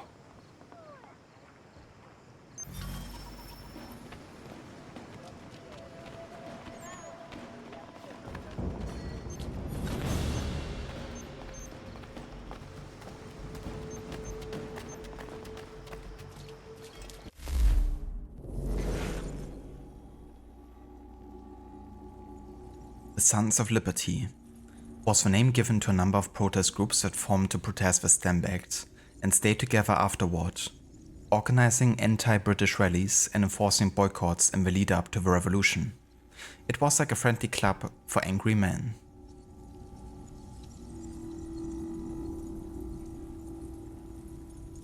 Although the groups would later become more coordinated, they started separately. Sons of Liberty was the usual choice for a name, because it was a popular phrase meaning colonists at the time. As you might predict given the name, the Sons were mostly middle class and yes, male merchants, lawyers and politicians. Paul Revere was likely a member of a Boston group, to give you an example. The Sons in all of the colonies went above using violence and intimidation to get their way. Who was? They threatened all of the stamp distributors into resigning, with a Boston group going so far as to destroy the local distributor's offices and parade him through town before he quit in a very public and likely terrified resignation speech. Given that, it probably won't surprise you to learn they earned a reputation for being the radical wings of the Patriots, rallying the people and sometimes losing control of them. The public protests in Boston turned into an angry mob that burned the governor's mansion.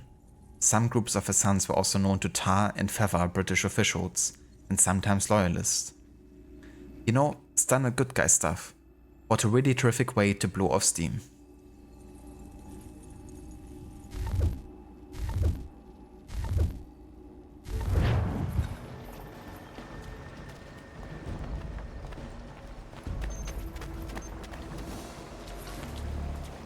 Stop that man!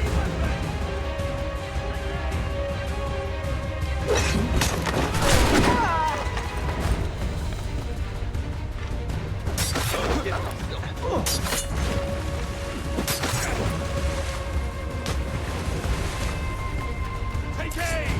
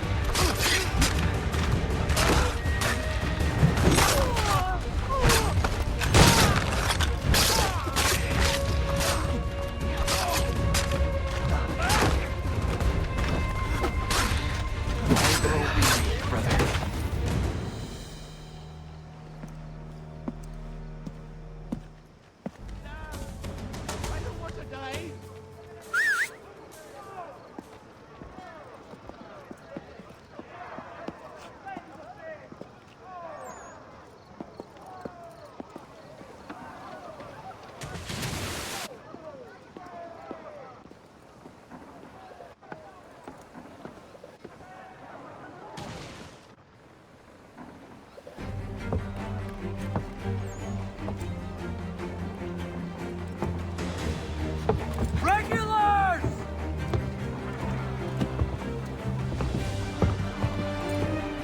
We need to keep those bastards at bay while the tea is being dumped. Let me help. I'm yours to command.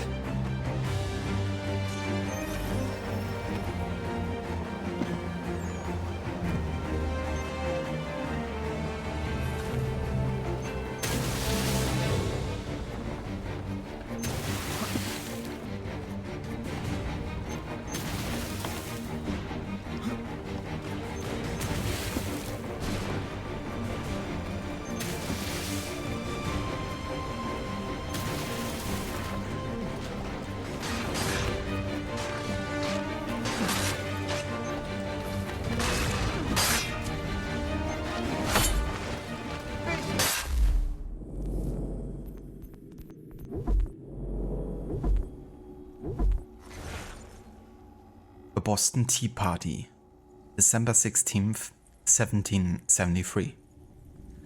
This was one of the key events leading up to the American Revolution. Protesters, some dressed in faux native garb, boarded 3 ships docked in Boston Harbor and threw their cargoes of tea overboard to protest British taxes.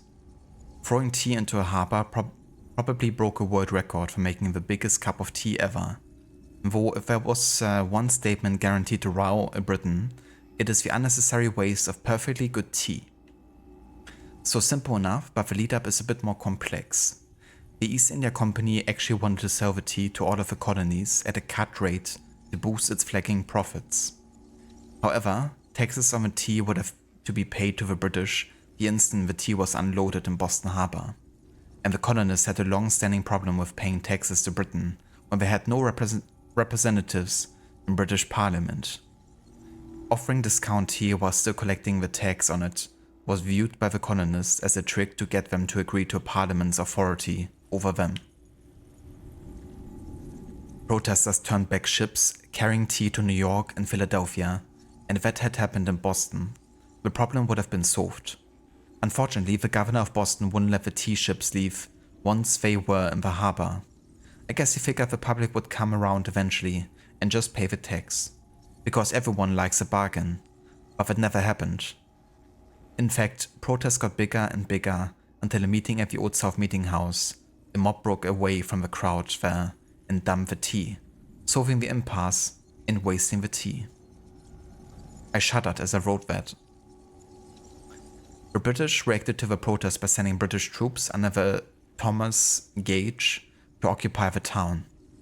They also closed the Boston Harbor, part of several laws they created to punish the colonists that were dubbed the Coercive Acts. Of course, these laws didn't gain them any sympathy with the colonists and led fairly directly to the outbreak of a revolution. Tea is important business.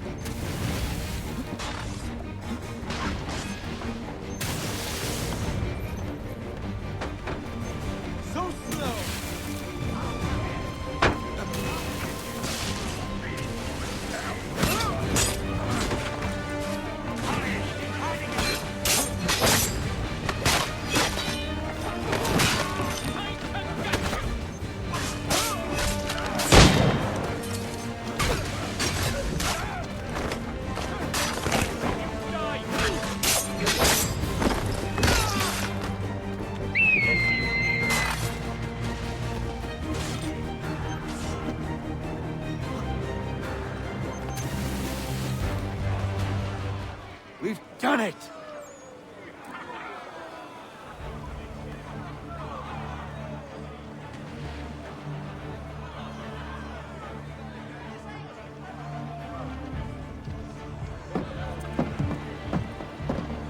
Gunner? We saved the last one for you.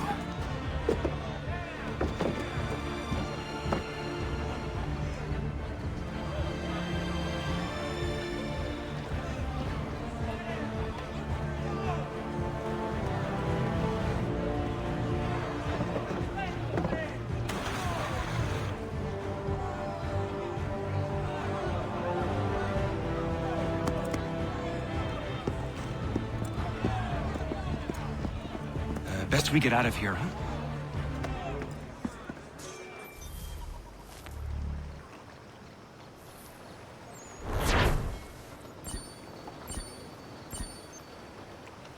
Chartsley looked so pissed.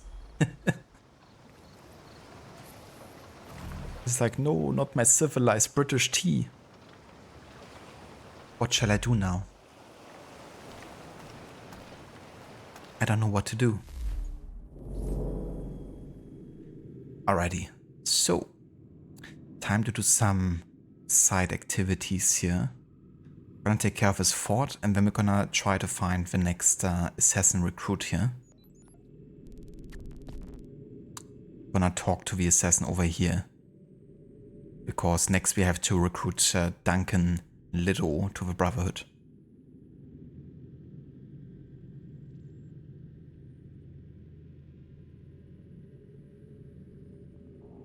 But yeah, that finishes the Boston Tea Party.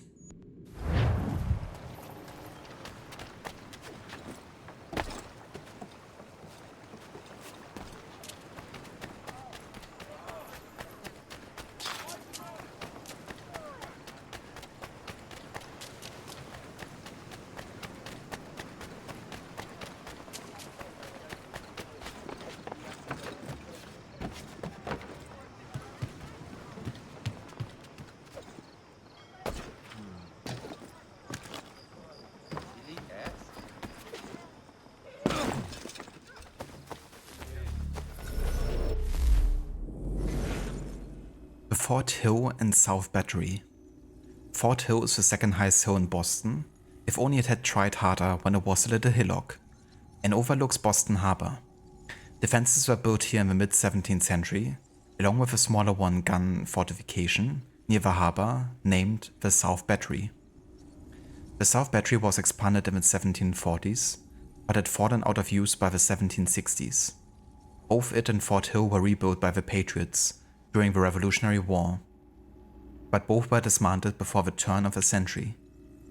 Fort Hill, the hill itself, not the fortification, was leveled in the late 1860s to make room for more land, so it never realized its dream of becoming the highest hill in town. If that sounds familiar, it's because it happened to every hill in Boston. Hills are the natural enemies of Bostonians, and always will be.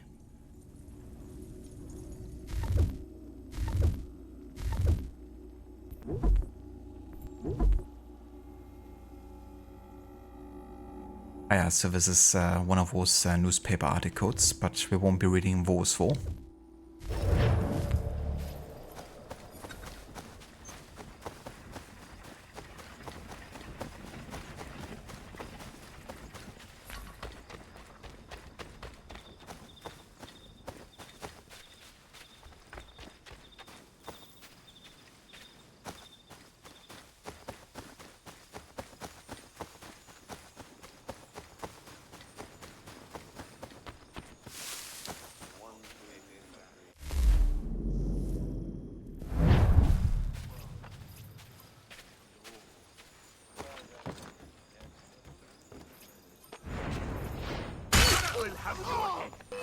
You come back here, you mad maggot! Push him to the village! Here's the back!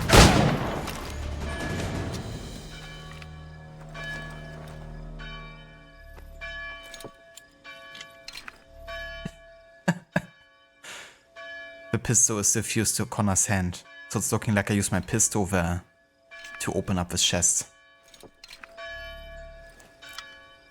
Seems legit.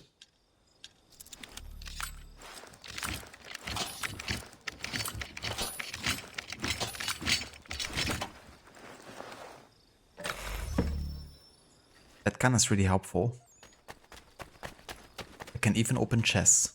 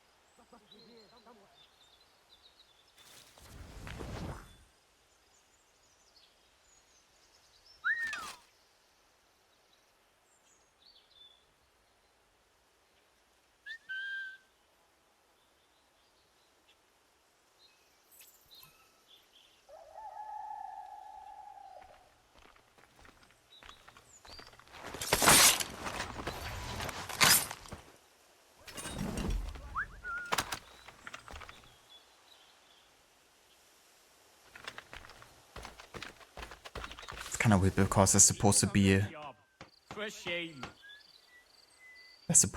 a guard here, but there isn't.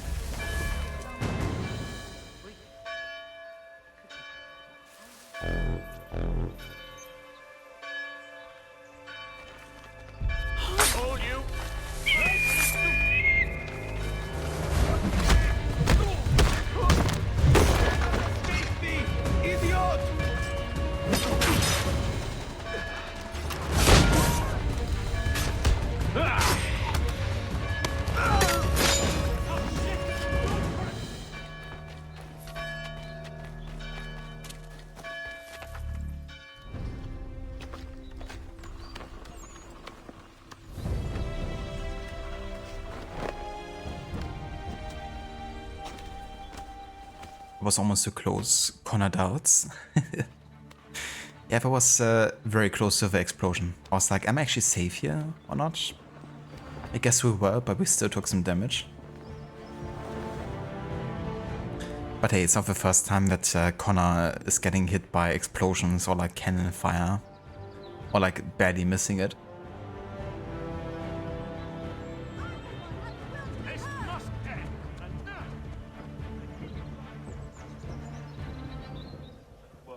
Oh yeah, that nice AC3 theme.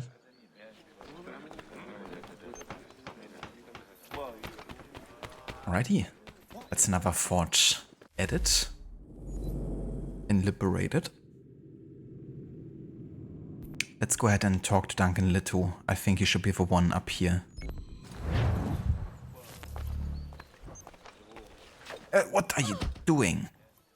You're not going anywhere. I'm like looking this way. I want to drop down. What is Connor doing? Attacking the Patriots.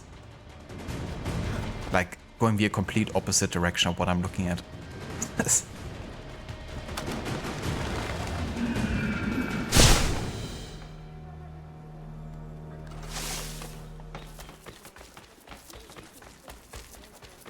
Frontier 1 is better. Is it?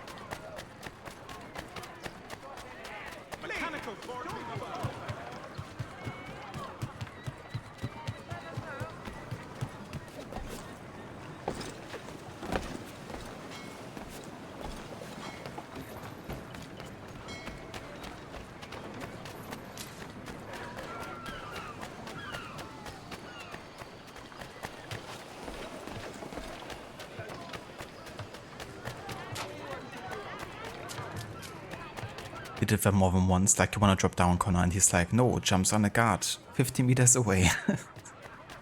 It's definitely a bit unfortunate that parkour down and jump on a person to kinda like grab them. That's really cool that you can use like a cinematic camera here while running as well. But yeah, it's like the same button combination, so that really doesn't help. So you can kind of like press the aim button once, and then it goes into this like cinematic camera. Piss off. You want to catch him? You won't catch him. Treated that nuisance for good you did. Very grateful. These thugs think they own the neighborhood.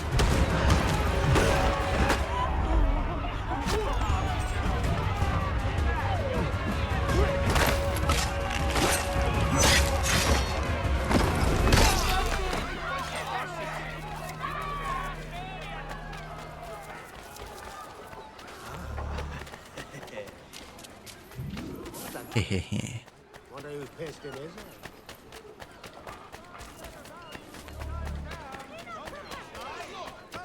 Cinematic camera run is actually faster than normal, is it? Give me all your piss off. Never knew that.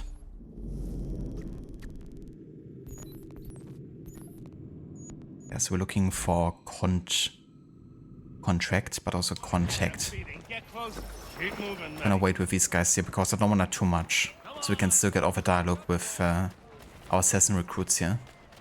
Before doing the things they ask us to do and afterwards.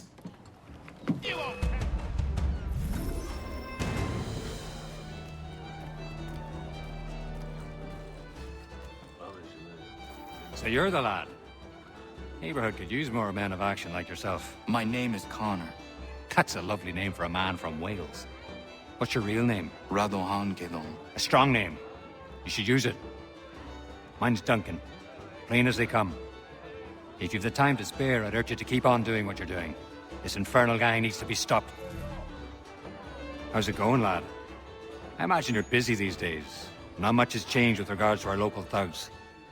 I'll leave you to it. Okay, let's take care of the thugs here, because that's gonna be our next assassin recruit.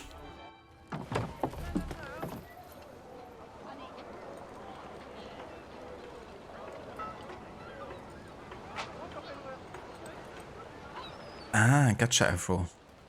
Yeah, I never used that trick before, but doesn't surprise me that people were kind of looking for means of making it easier, because it can be quite annoying. Like, if you're doing one mistake, then you can already fail the objective quite easily. But yeah, that's pretty cool. I'm just gonna head into like any direction here of this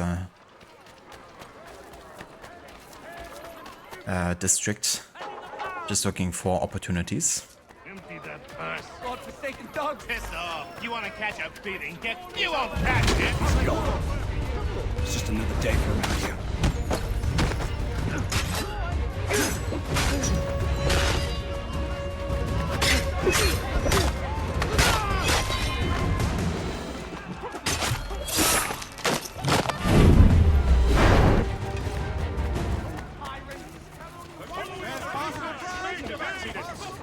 What the fuck is happening? What was that? Okay, so I'm a vendor now, apparently. Hello there, soldiers. What do you wanna buy? What do we have here? Got some tools, got some hammers. Everything your heart could desire. I have it.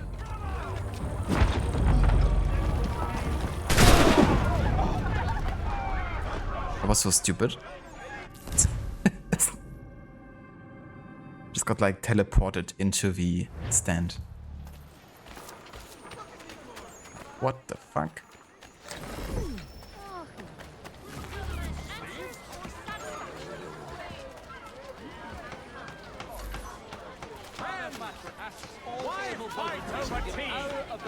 If I may, let me suggest a soothing solution to our problem.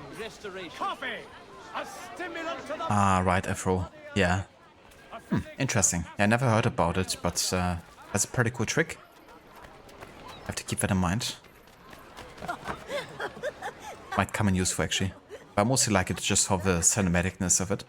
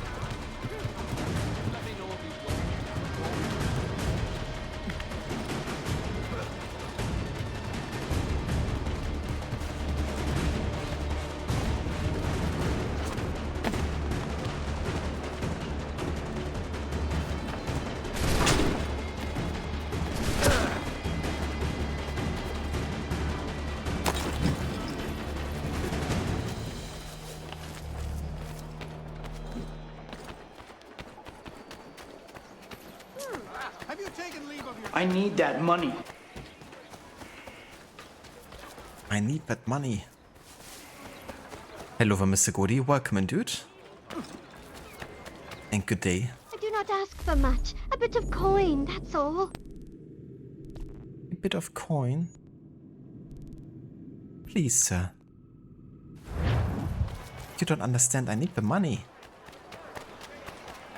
Empty that purse. God-forsaken dogs.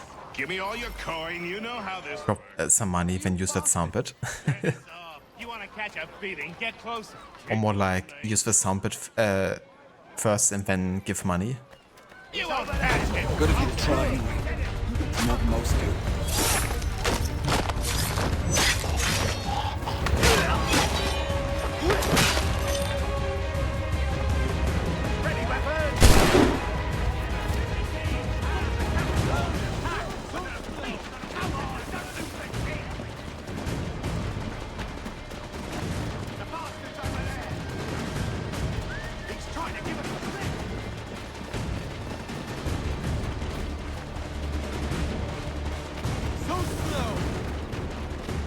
lads, we're losing ground. It's so ridiculous how many guards are constantly getting alerted to your position. Like even cards are completely unrelated to the ones that initially started chasing you.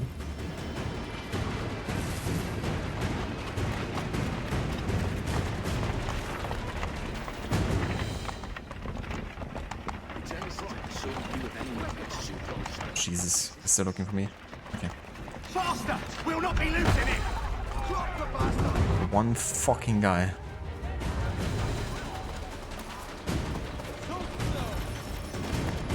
He's trying to give us the slip! Is that bloody dodger gonna hide? Dude, can this guy just fuck off?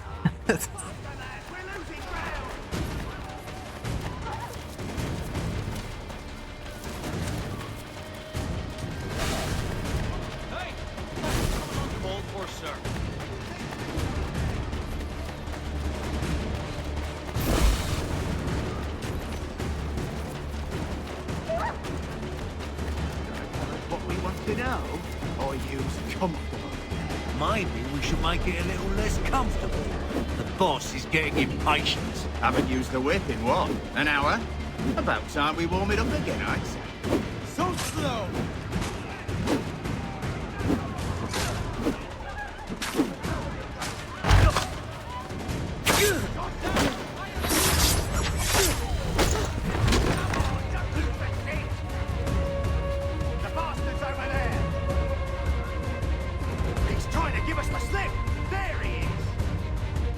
What is happening in this game? So slow! The bastard's over there!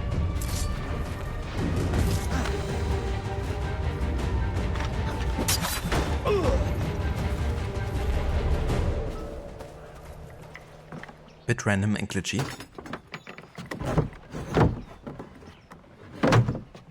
Every guard in AC3 sword is dedicated in chasing you down to kill you. Yeah, then every other guard in vicinity is also the same then. It's kind of crazy.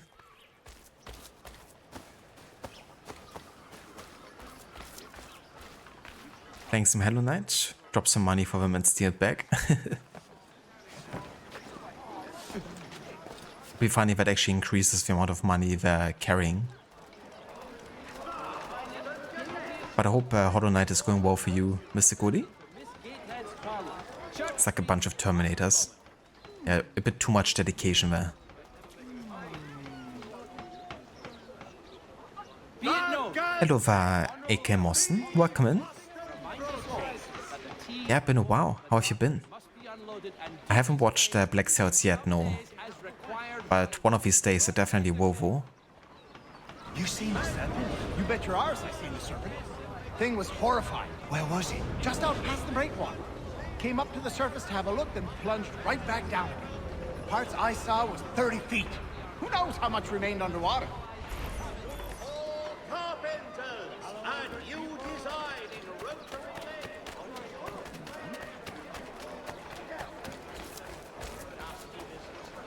Jack say there's an old man that's always around when the beast appears. Jack say a lot of things. But this be one, I believe. They say he commands the thing. Some old man ordering a kraken about? What a bunch of fluff. Dunno, mate. A lot of men I trust spin the same yarn.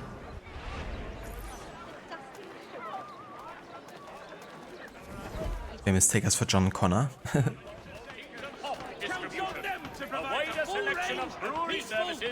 Nice, Mr. Goody. That's great to hear, dude. I'm glad you're enjoying it. Because Hollow Knight can also be quite difficult at times, can't it? You hear the serpent weaver died? The old thief's buried not far from here. Hammers are polite. Good riddance. That old fellow people said called the Kraken bought the farm not long ago. Nobody's seen the beast since. So it was true then? Didn't say that. Maybe you could ask his widow. She won't leave his grave.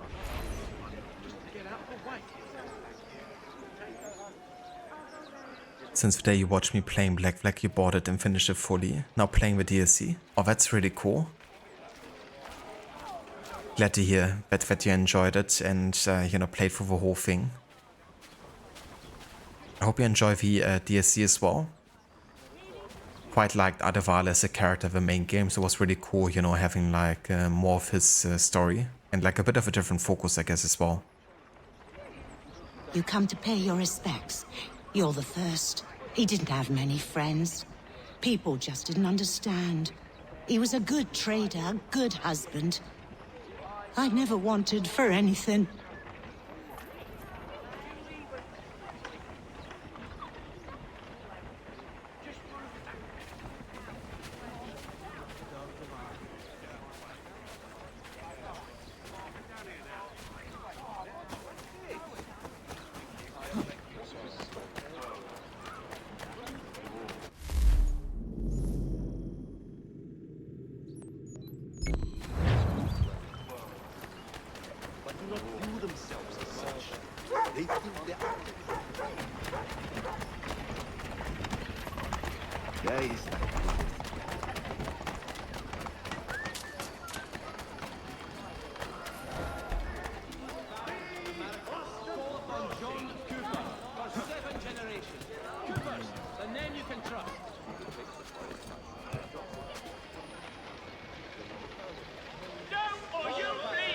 Oh, very nice. That's cool that you're enjoying the DLC even more.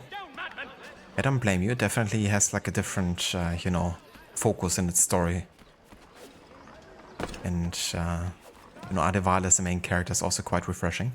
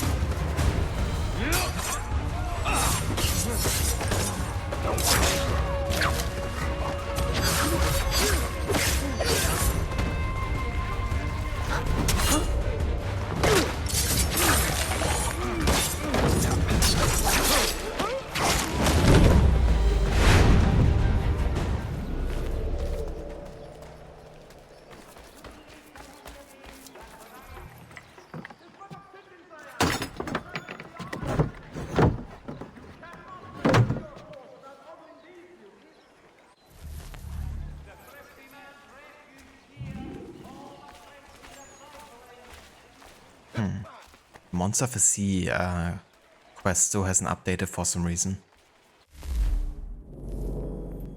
I'm gonna leave the enemies real quick and rejoin, so we can kind of like reload that a little bit, because I think the game is kind of like stuck there on that kind of like mission update.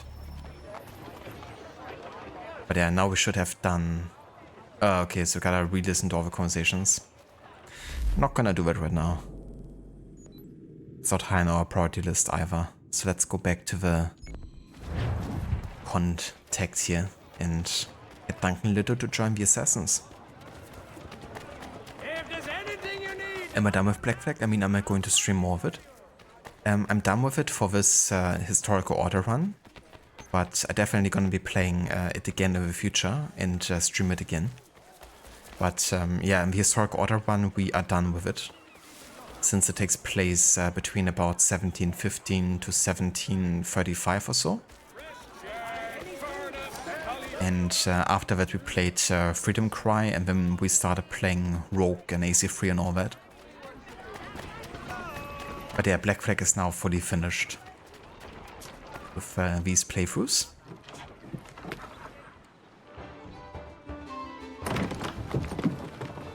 Ah, Connor! Your work procedure. Now it's time to finish the job. I'm told this chap just materialized from the ether and nobody has a stones to, challenge him. Until now. But we'll need a gang of our own. Fight fire with fire. About time we did something about those brutes. I want in. Good on you. That's one for the lads. Come on. Let's gather the rest. Bar's closed. Get out!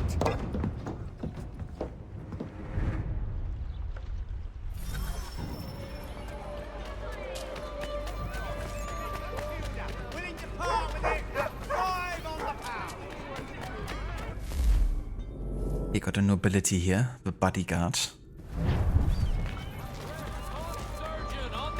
So we can call our own gang there to kind of like assist us.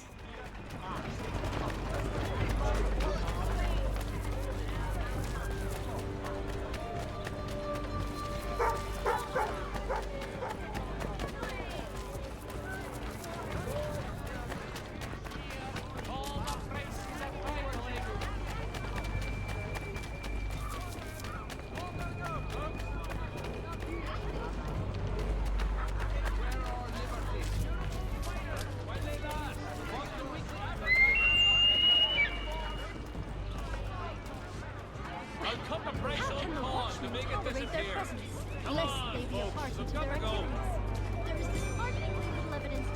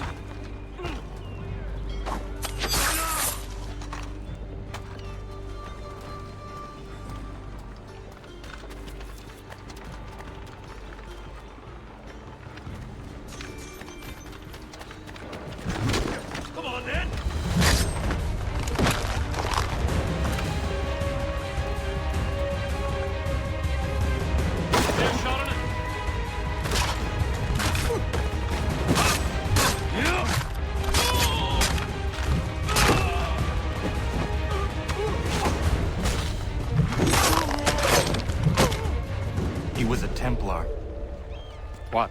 Like the Knights Templar? Jesus. I thought they were a spook story. They are very real.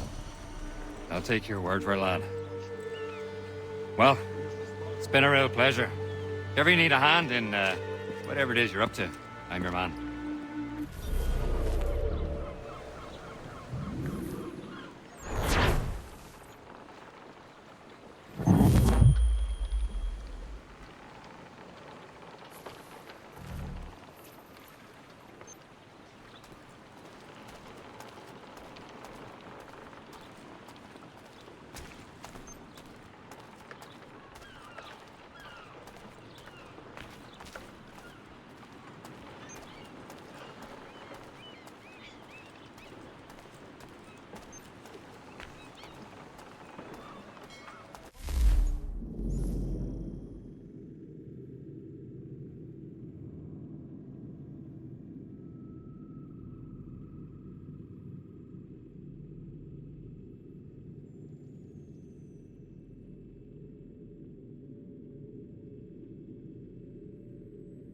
Alright, sorry I had to mute myself for a second. Hello there, Pearly Snow, welcome in. And good day to you. How's it going? How was the rest of Claire Obscure? And yeah, the revolution is going pretty good. We just recently finished the Boston Tea Party. Dumped a bit of tea which the British weren't too overly fond of. But yeah, got that done. And very soon we're gonna take care of our first proper Templar target. With William Johnson. So yeah, things are going pretty good.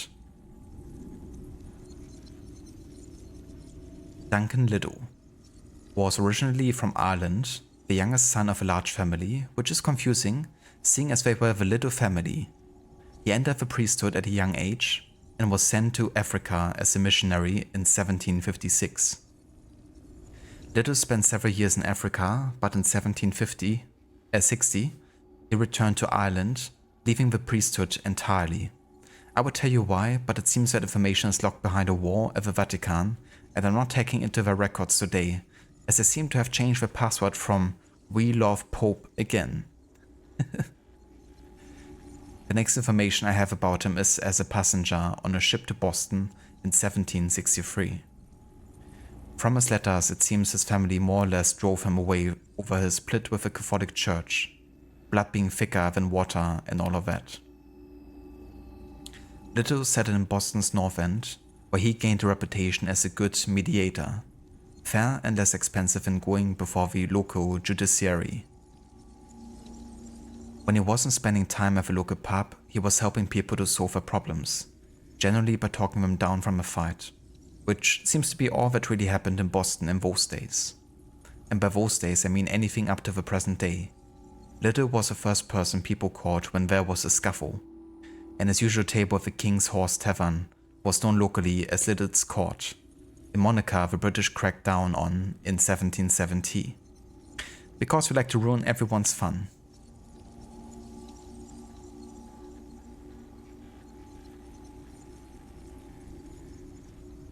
Oh, very nice, Purdy. That's great to hear. That you have a nice day, and also GG's on getting Gogra finished. I never actually went back and fought her again. Like the first time you encounter her, I tried to fight her once or twice, and she absolutely kicked my ass.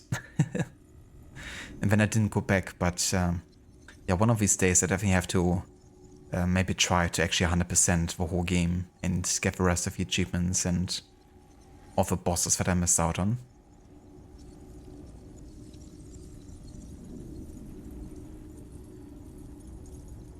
Oh, that's cool that you also got the Frozen Hearts.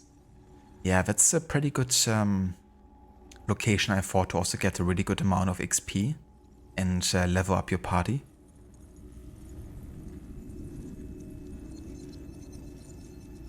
A letter?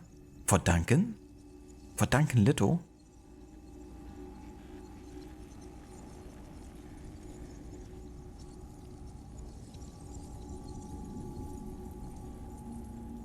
Wait, what, Afro? Your grandfather did what?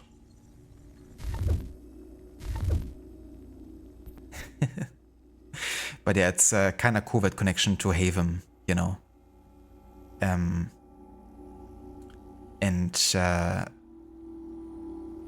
you know, that whole interaction in the theater at the start of the game in London. I love that moment when he talks to Connor about, you know, his point of view, being the child that Haven kind of like hinted to keep quiet.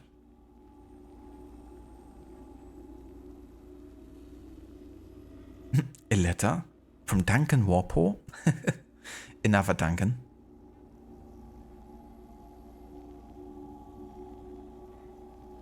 It really is Pearly, you know. And I've already done like a good amount of content, but I feel like I still only have done maybe like 2/3 of what's possible. Whenever you feel like, you know, the game has showed you everything, there's still more.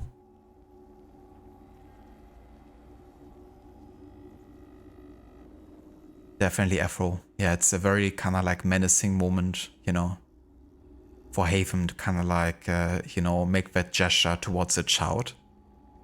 And then also that kind of like smile he does at the end, you know. First time you feel like you're not really playing, you know, necessarily the good guy.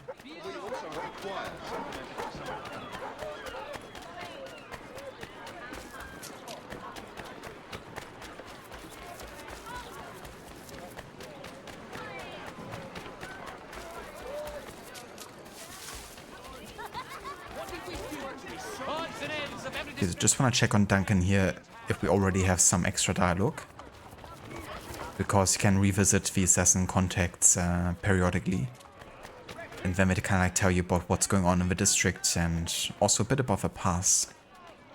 They're having their fingers in other jobs.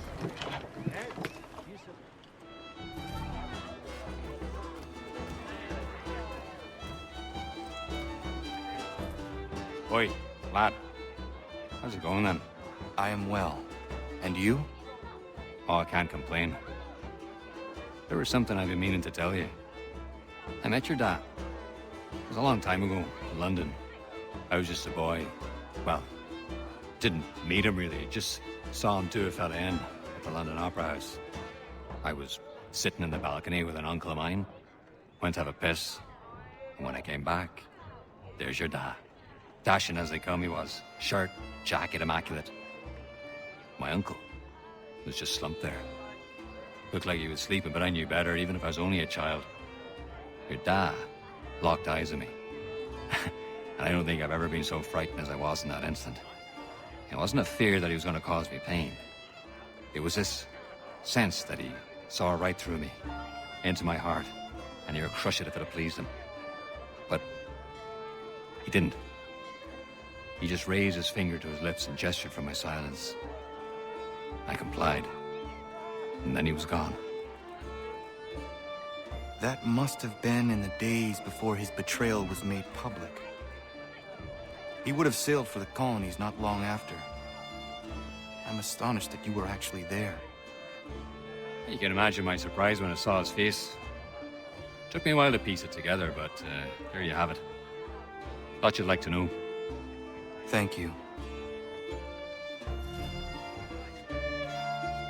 Yeah, there we go. Just talked about that moment, but here it's his perspective. Also, are you fine, Duncan? You're standing inside of a chair.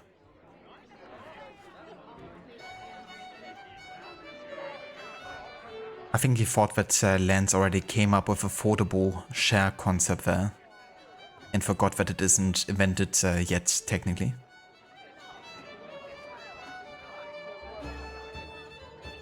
Yeah, Dr. Darling. Some nice tavern music here. I'm sure Remaster will fix all the bugs you encountered today. Oh yeah. It won't retain the same bugs and just add more on top. It never would. How are you faring? I'm not bad, not bad. All this reminds me of being back in the old country. Fighting for land, fighting for the right to see God my way. Didn't take long before I realized the fight was futile, except aboard a ship bound for the colonies. People over there are so wrapped up in how you perceive the Lord, they forget we're all part of his flock. Stories change, Connor. The way people tell them evolves. It's so different in the Bible, and I believe that's the real root of all the strife back home. But nobody wants to listen to me. If you don't see it their way, you're a heathen. But I feel we're honestly making a difference here. That our presence is felt, if not appreciated by all. And it makes me sleep easy at night, and that's all a man can ask for, really. I would like to visit your home country someday. How would you now? You'd turn a head or two in the Emerald Isle, I'll tell you that. Maybe one day I'll muster up the courage, go back, I'll bring you with me. It'd be good for a laugh at any rate. And we really needed like a Connor game where he goes and travels to Europe. Because he gets invited quite a few times, you know, like he gets invited basically to Ireland. So you could have him come there, and then he also got invited to France. And not only does he have a reason to go to France because of the invitation, but also to seek out, you know, Shay, for example. Maybe, you know, team up with Arno to take him down. But yeah, quite a few opportunities for him to visit Europe.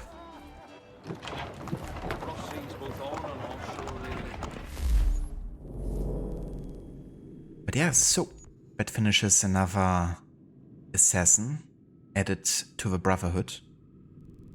Which means now we can go ahead and go back to the Homestead, I guess.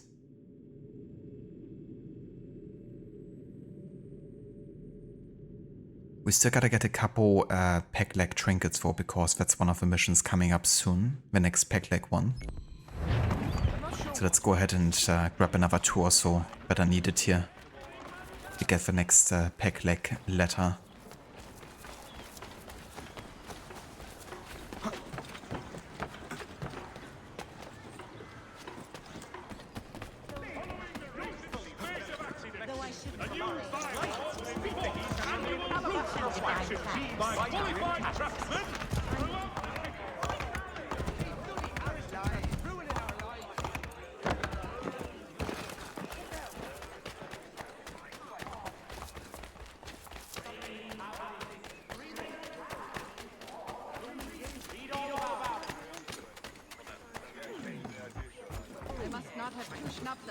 real.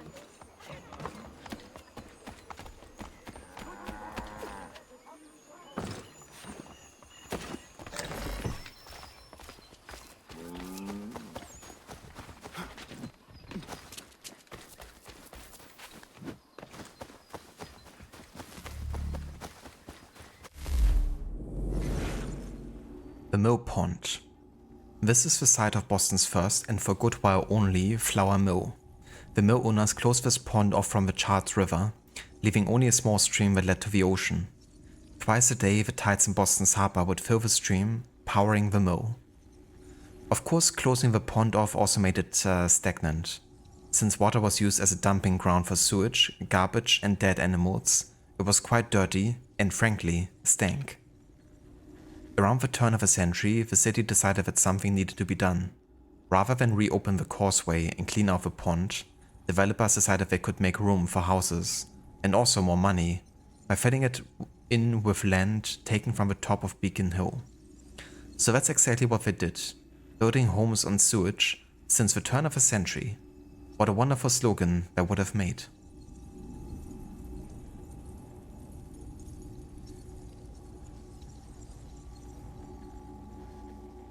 Neither Connor nor Arno know how to make a certain thing that is required to beat Shay. A certain thing that is required to beat Shay? Do you mean they have to make their own luck? I make my own luck.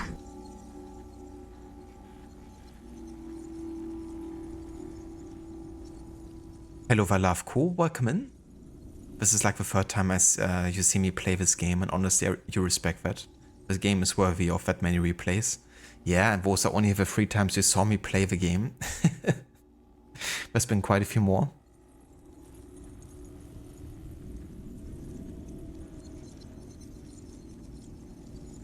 But yeah, this is definitely one of my more favorite AC games for sure. Like in the upper half of my AC ranking, I would say. So this is one I never really mind replaying or 100%ing either.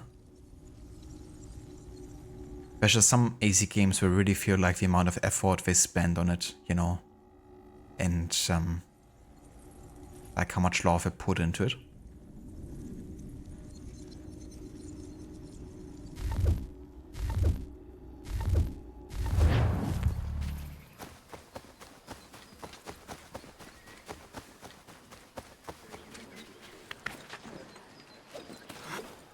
Man, some help over here. Hurry. Please be sorry.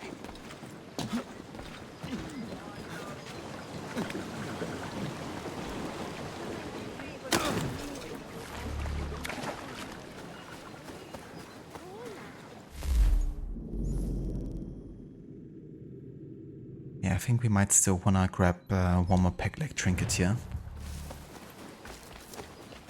Didn't really tell us how many more needed here to get the next peg leg letter.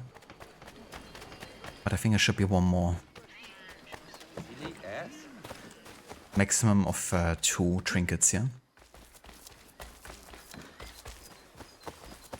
It really is, you know, it's a very, very cinematic AC game as well.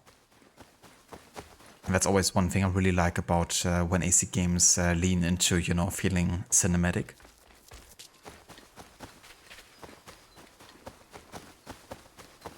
Yeah, like Syndicate was the last, I guess, you know, old schoolish feeling Assassin's Creed. Even though it already had, you know, a decent amount of RPG mechanics, but more on the lighter side for sure.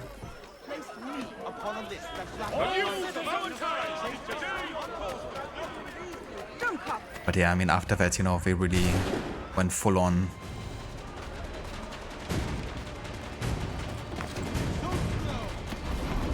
Into the RPG direction until Mirage.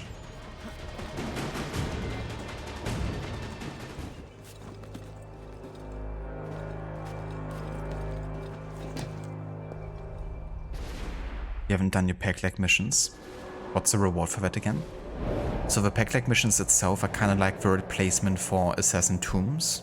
They're kind of like those kind of levels and missions. So they're really like worth it for the you know, unique locations you get to see.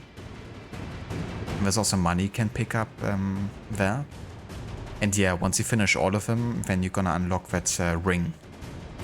That makes you like, yeah, as you say, like bulletproof. Gives you like an anti-magnetic shield.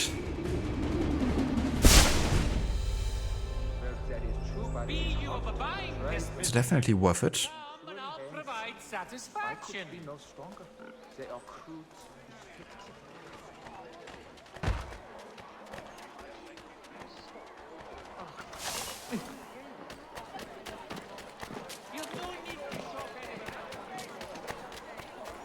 If you're not entirely overjoyed by what I have to offer, you've lost your senses.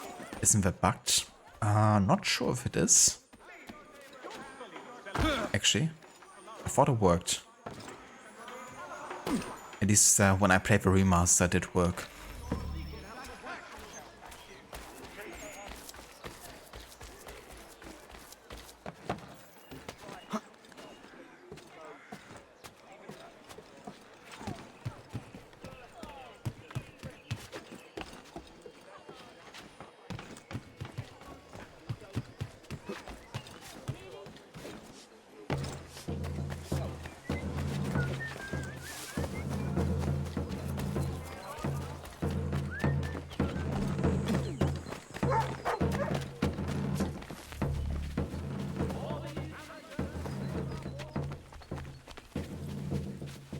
One of the rings of Middle-earth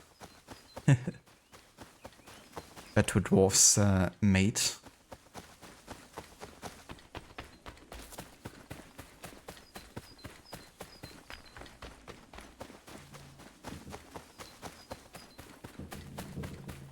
I mean, yeah, if you make your own magnetic field, then I guess you're good. Just make sure it's an anti-magnetic field and not a magnetic field.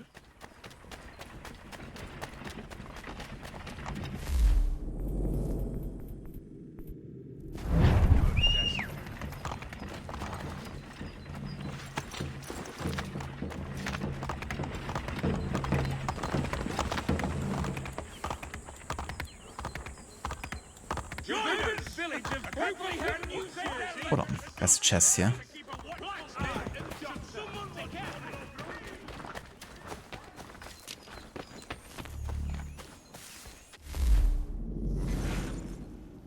The Boston Common. This has the honor of being the first public park in North America. It started off as a pasture of William Blackstone, or Blackston if you prefer the original spelling, who despite his name was the first white settler in this area.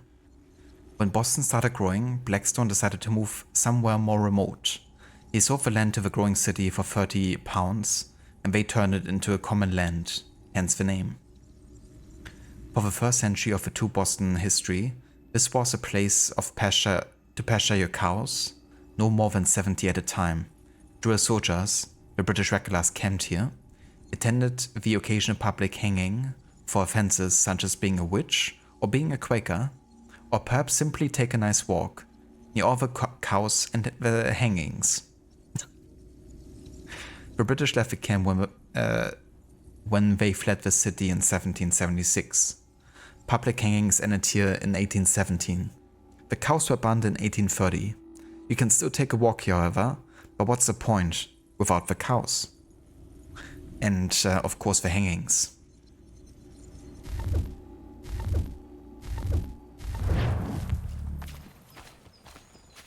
Exactly, Afro.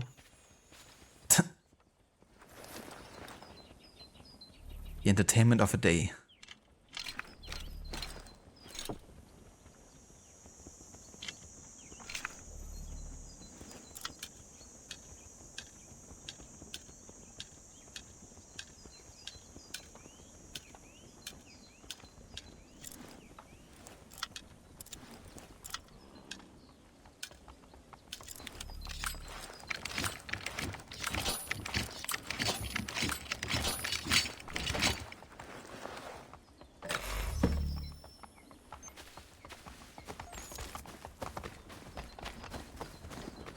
I like how the British don't even mind me looting the chest.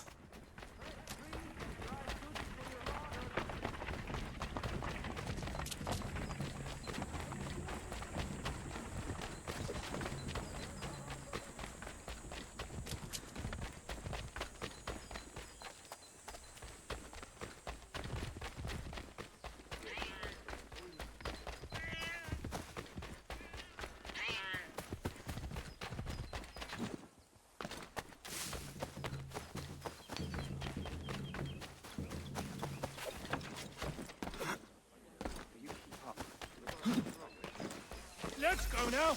Keep up. You've made a sound choice. King George's regulars or the most...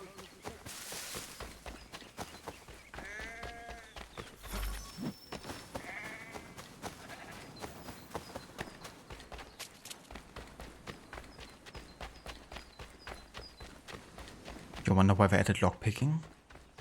I feel like with this game they had a very big emphasis on realism and immersion.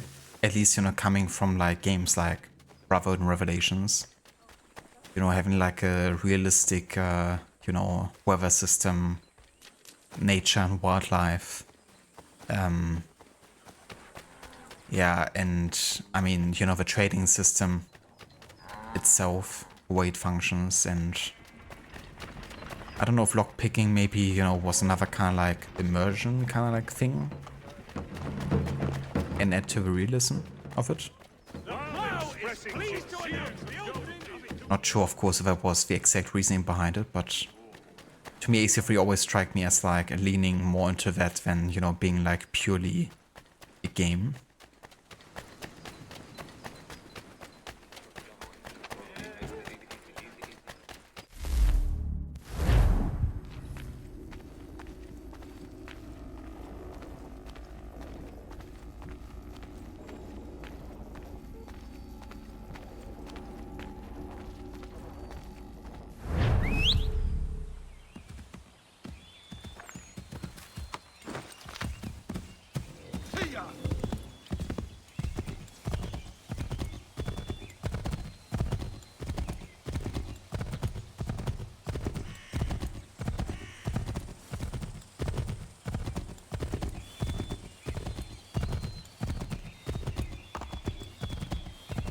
I went like, we won't add crouching to our stealth game, but lockpicking.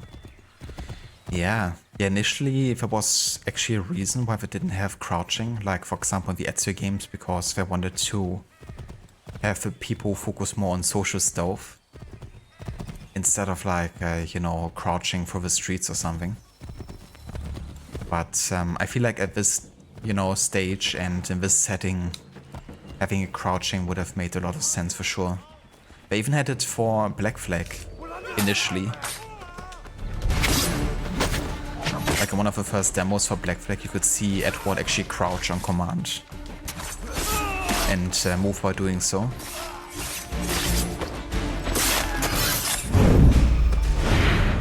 But for some reason they took it out for Black Flag as well. And I'm not quite sure why.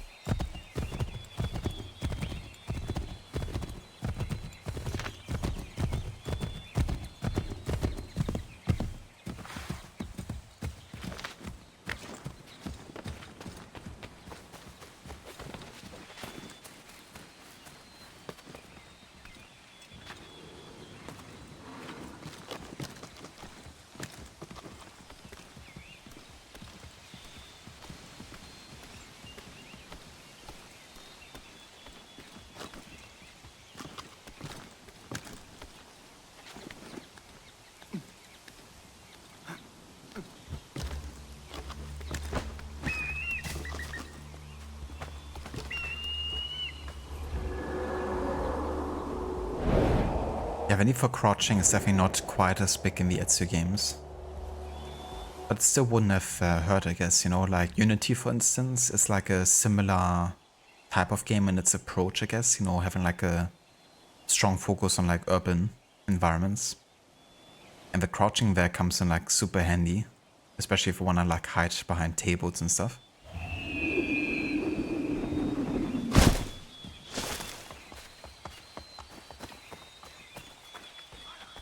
Yeah, it's so easy to do a leap of faith instead of a faith one.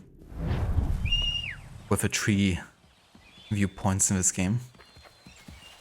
Some of the haystacks are ridiculously placed that you have to really like guess them.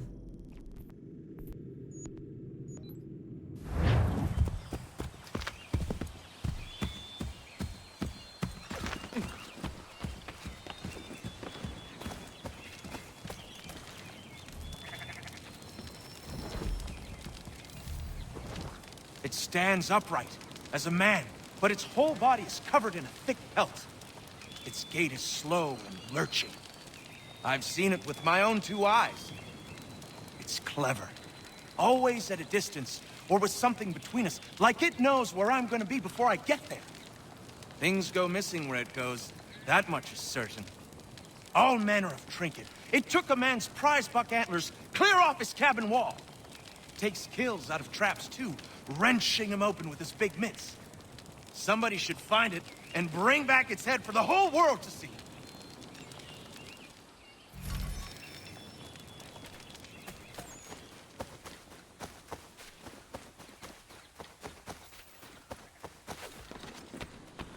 Yeah, some of the lighting changes in Remaster are really over the top.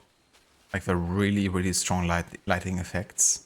Now, if the game is generally more on the darker side, then that can actually make the game look pretty good.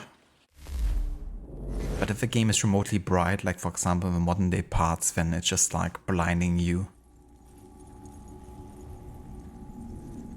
The Boston Light.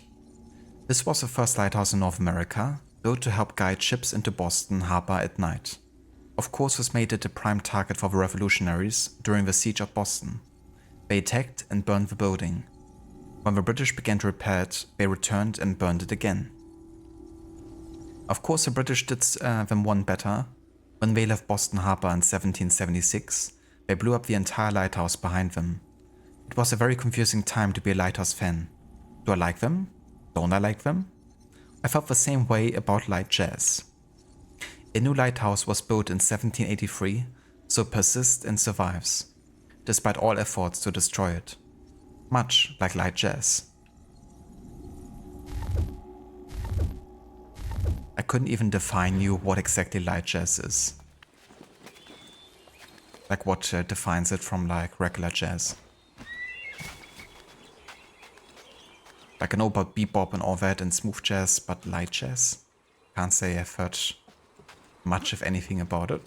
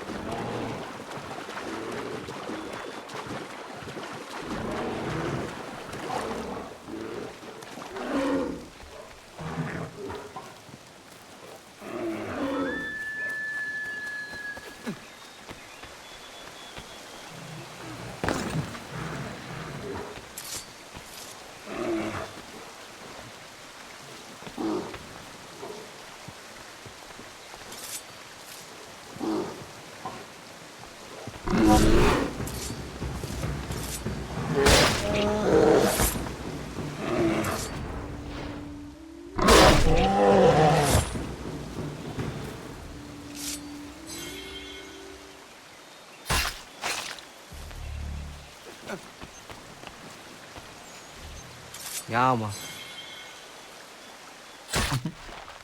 Bear City. It's right next to Raccoon City. Yeah, there's some spots where there's more bears than others. So it's like a pretty good farming spot here because also right next to the viewpoint.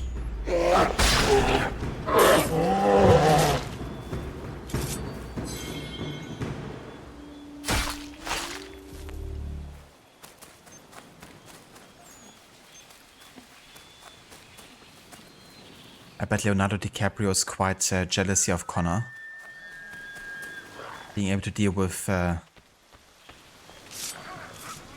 Oh, baby bears. I thought it was like a bobcat or something. But yeah, for Connor to be able to deal with bears in such ease. Because when he had to fight a bear in The Revenant, it didn't go quite as smoothly.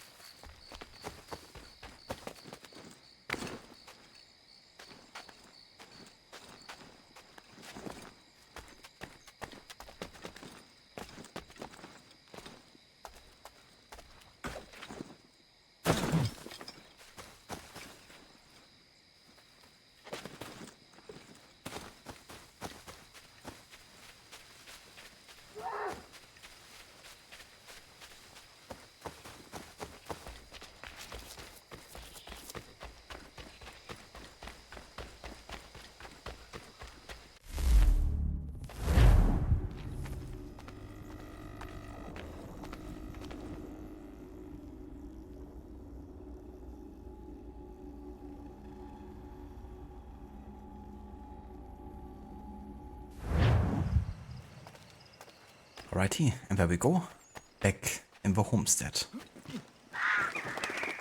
And this shall be where we continue next time, in our next part of AC3. Because then we're gonna reunite with Achilles and talk about the next steps here for finding William Johnson. But we're not gonna be directly going for him because there's about 5 months passing between us talking to Achilles and us actually taking care of him.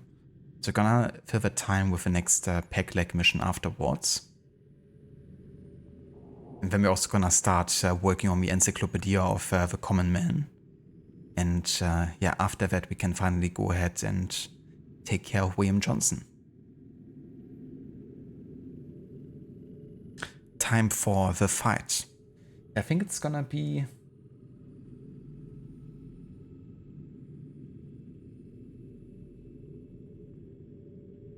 It's still gonna be quite a while actually until we trigger that mission, according to the timeline at least.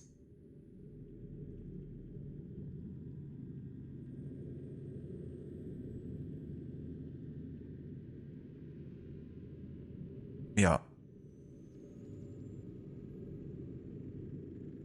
But I will have to look up when it actually happens. I wonder if I maybe, or if someone in the timeline maybe forgot to add it or something. Because it seems weird that we would wait so long for it to trigger. Next time already. Yeah, unfortunately I still gotta work today. So I have to call it here for today. So this is all the time I could muster. Had like a really busy week unfortunately, so didn't really have much time to stream. And this will also be the only stream for this week either. But yeah, starting next week I should have a bit more time again. Well, not a lot of time, but more than this week, that's for sure. But yeah, that's how it is sometimes. But hey, we got still a good amount of content done. Got almost through the entire sequence, and we also got 2 assassins recruited. So definitely some decent progress here for a shortish stream. But yeah, for today I gotta call it here. Thank you all so much for joining and for being here. For joining me for another part of AC3. We're gonna return to this game next week. But yeah, for this week, that's gonna be it. Let's have a look to see who's online and who we could raid today.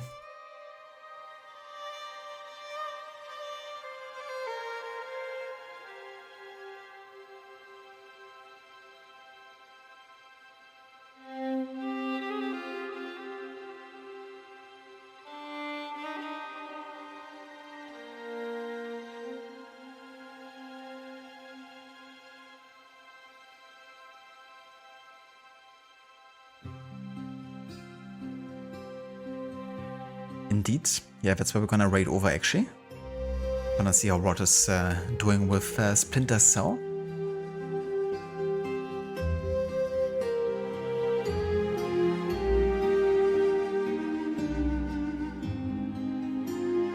If you would like to join us with a raid over to Rod, feel free to copy and paste these raid emotes. And I hope everyone has a good rest of the week and a great start into the weekend. And yeah, I catch you next week for the next part of AC3. Until then.